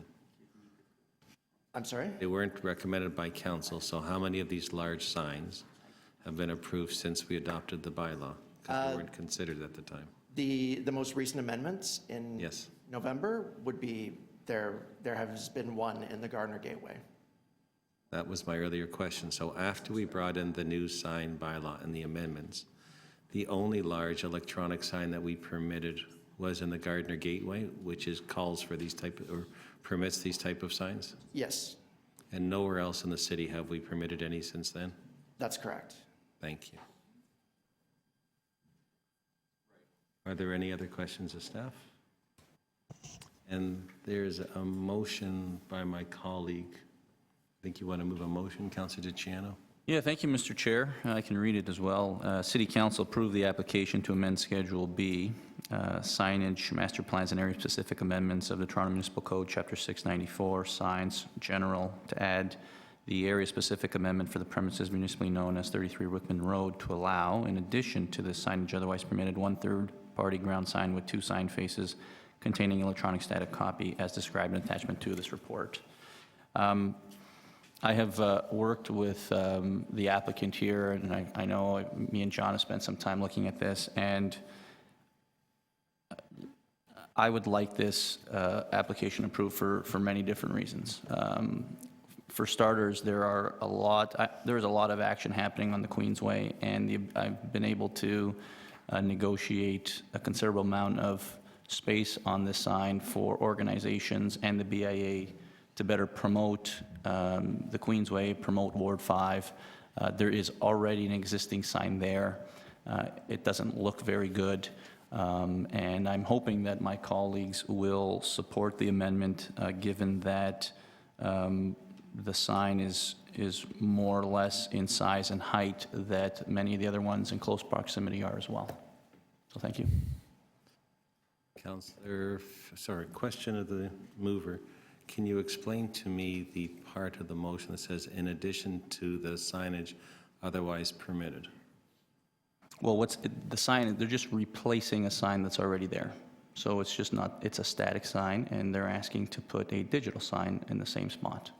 But I don't understand where it says in addition to, because you're saying to approve the sign on a specific amendment. And then it says in addition to the signage otherwise permitted. So the other signs are supposed to come down. Correct. They are It says to they come can down. stay there. So should that not be removed from your motion? I think that would be proper to do so. And staff are kind of jumping over there a little bit. Oh, just to So I clarify- want the councillor's motion to be appropriate for what he's wishing to move. Certainly, that's consistent with the language in the staff report. It basically means that this is adding the permission for this specific sign in addition to any first-party signs that could be put onto the land. So if Metrolinx or the owner of the property wanted to put an identification sign, they would still retain the right to that. So this is the appropriate way the motion should be written. Yes. Thank you. Councillor Filion. And first of all, of the mover. So you talked about the financial benefits to the community or promotional benefits to the community. If this sign didn't have that, would you still be supporting it? I would be. I think if the sign didn't exist there, would I be supporting it? I'm not sure. I haven't given that consideration. The sign already does exist. And there is promotional opportunity to bring more traffic for my BIA. I've discussed this with them in great detail. So as it is here, I'd like to have your consideration. If I was to make an amendment to remove all of that, would you still support the sign? I would probably still support it, but I don't know why you would want to make an amendment to remove community use off the sign. Because I'd want to know if that's your reason for supporting it. Yeah, there's many reasons. I mean, they're cleaning up some of the other areas of Ward 5 where we're taking signs out that don't look very nice. That's another reason. There's many reasons. So I'd like to first move an amendment, and then I'll... All right, this is the end of your questions. You're finished questioning? Yes. So now you want to speak. So I'll move an amendment that there be no financial benefits or promotional opportunities to the local community as a result of this sign that does not meet the city's guidelines. And I'll speak to that. And so I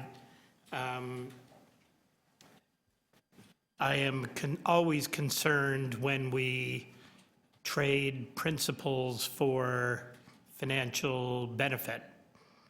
And so if this is a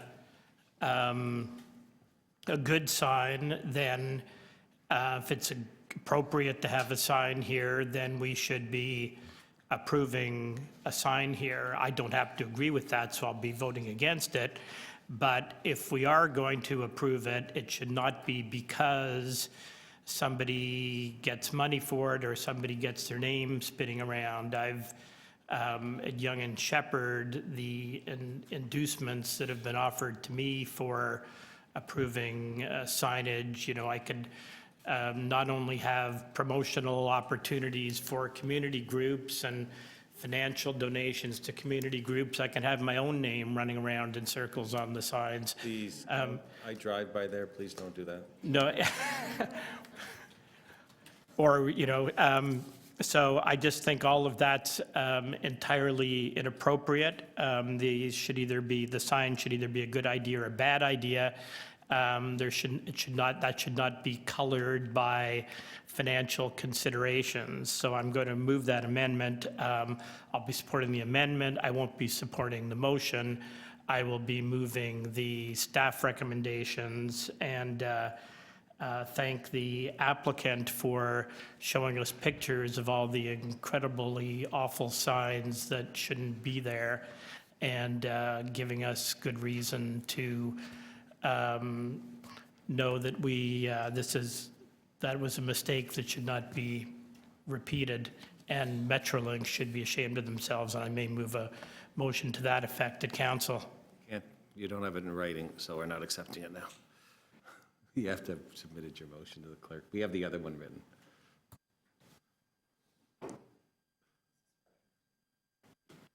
So that's the motion then? Councillor Fillion had a motion. And then I'll speak briefly. We went through a very...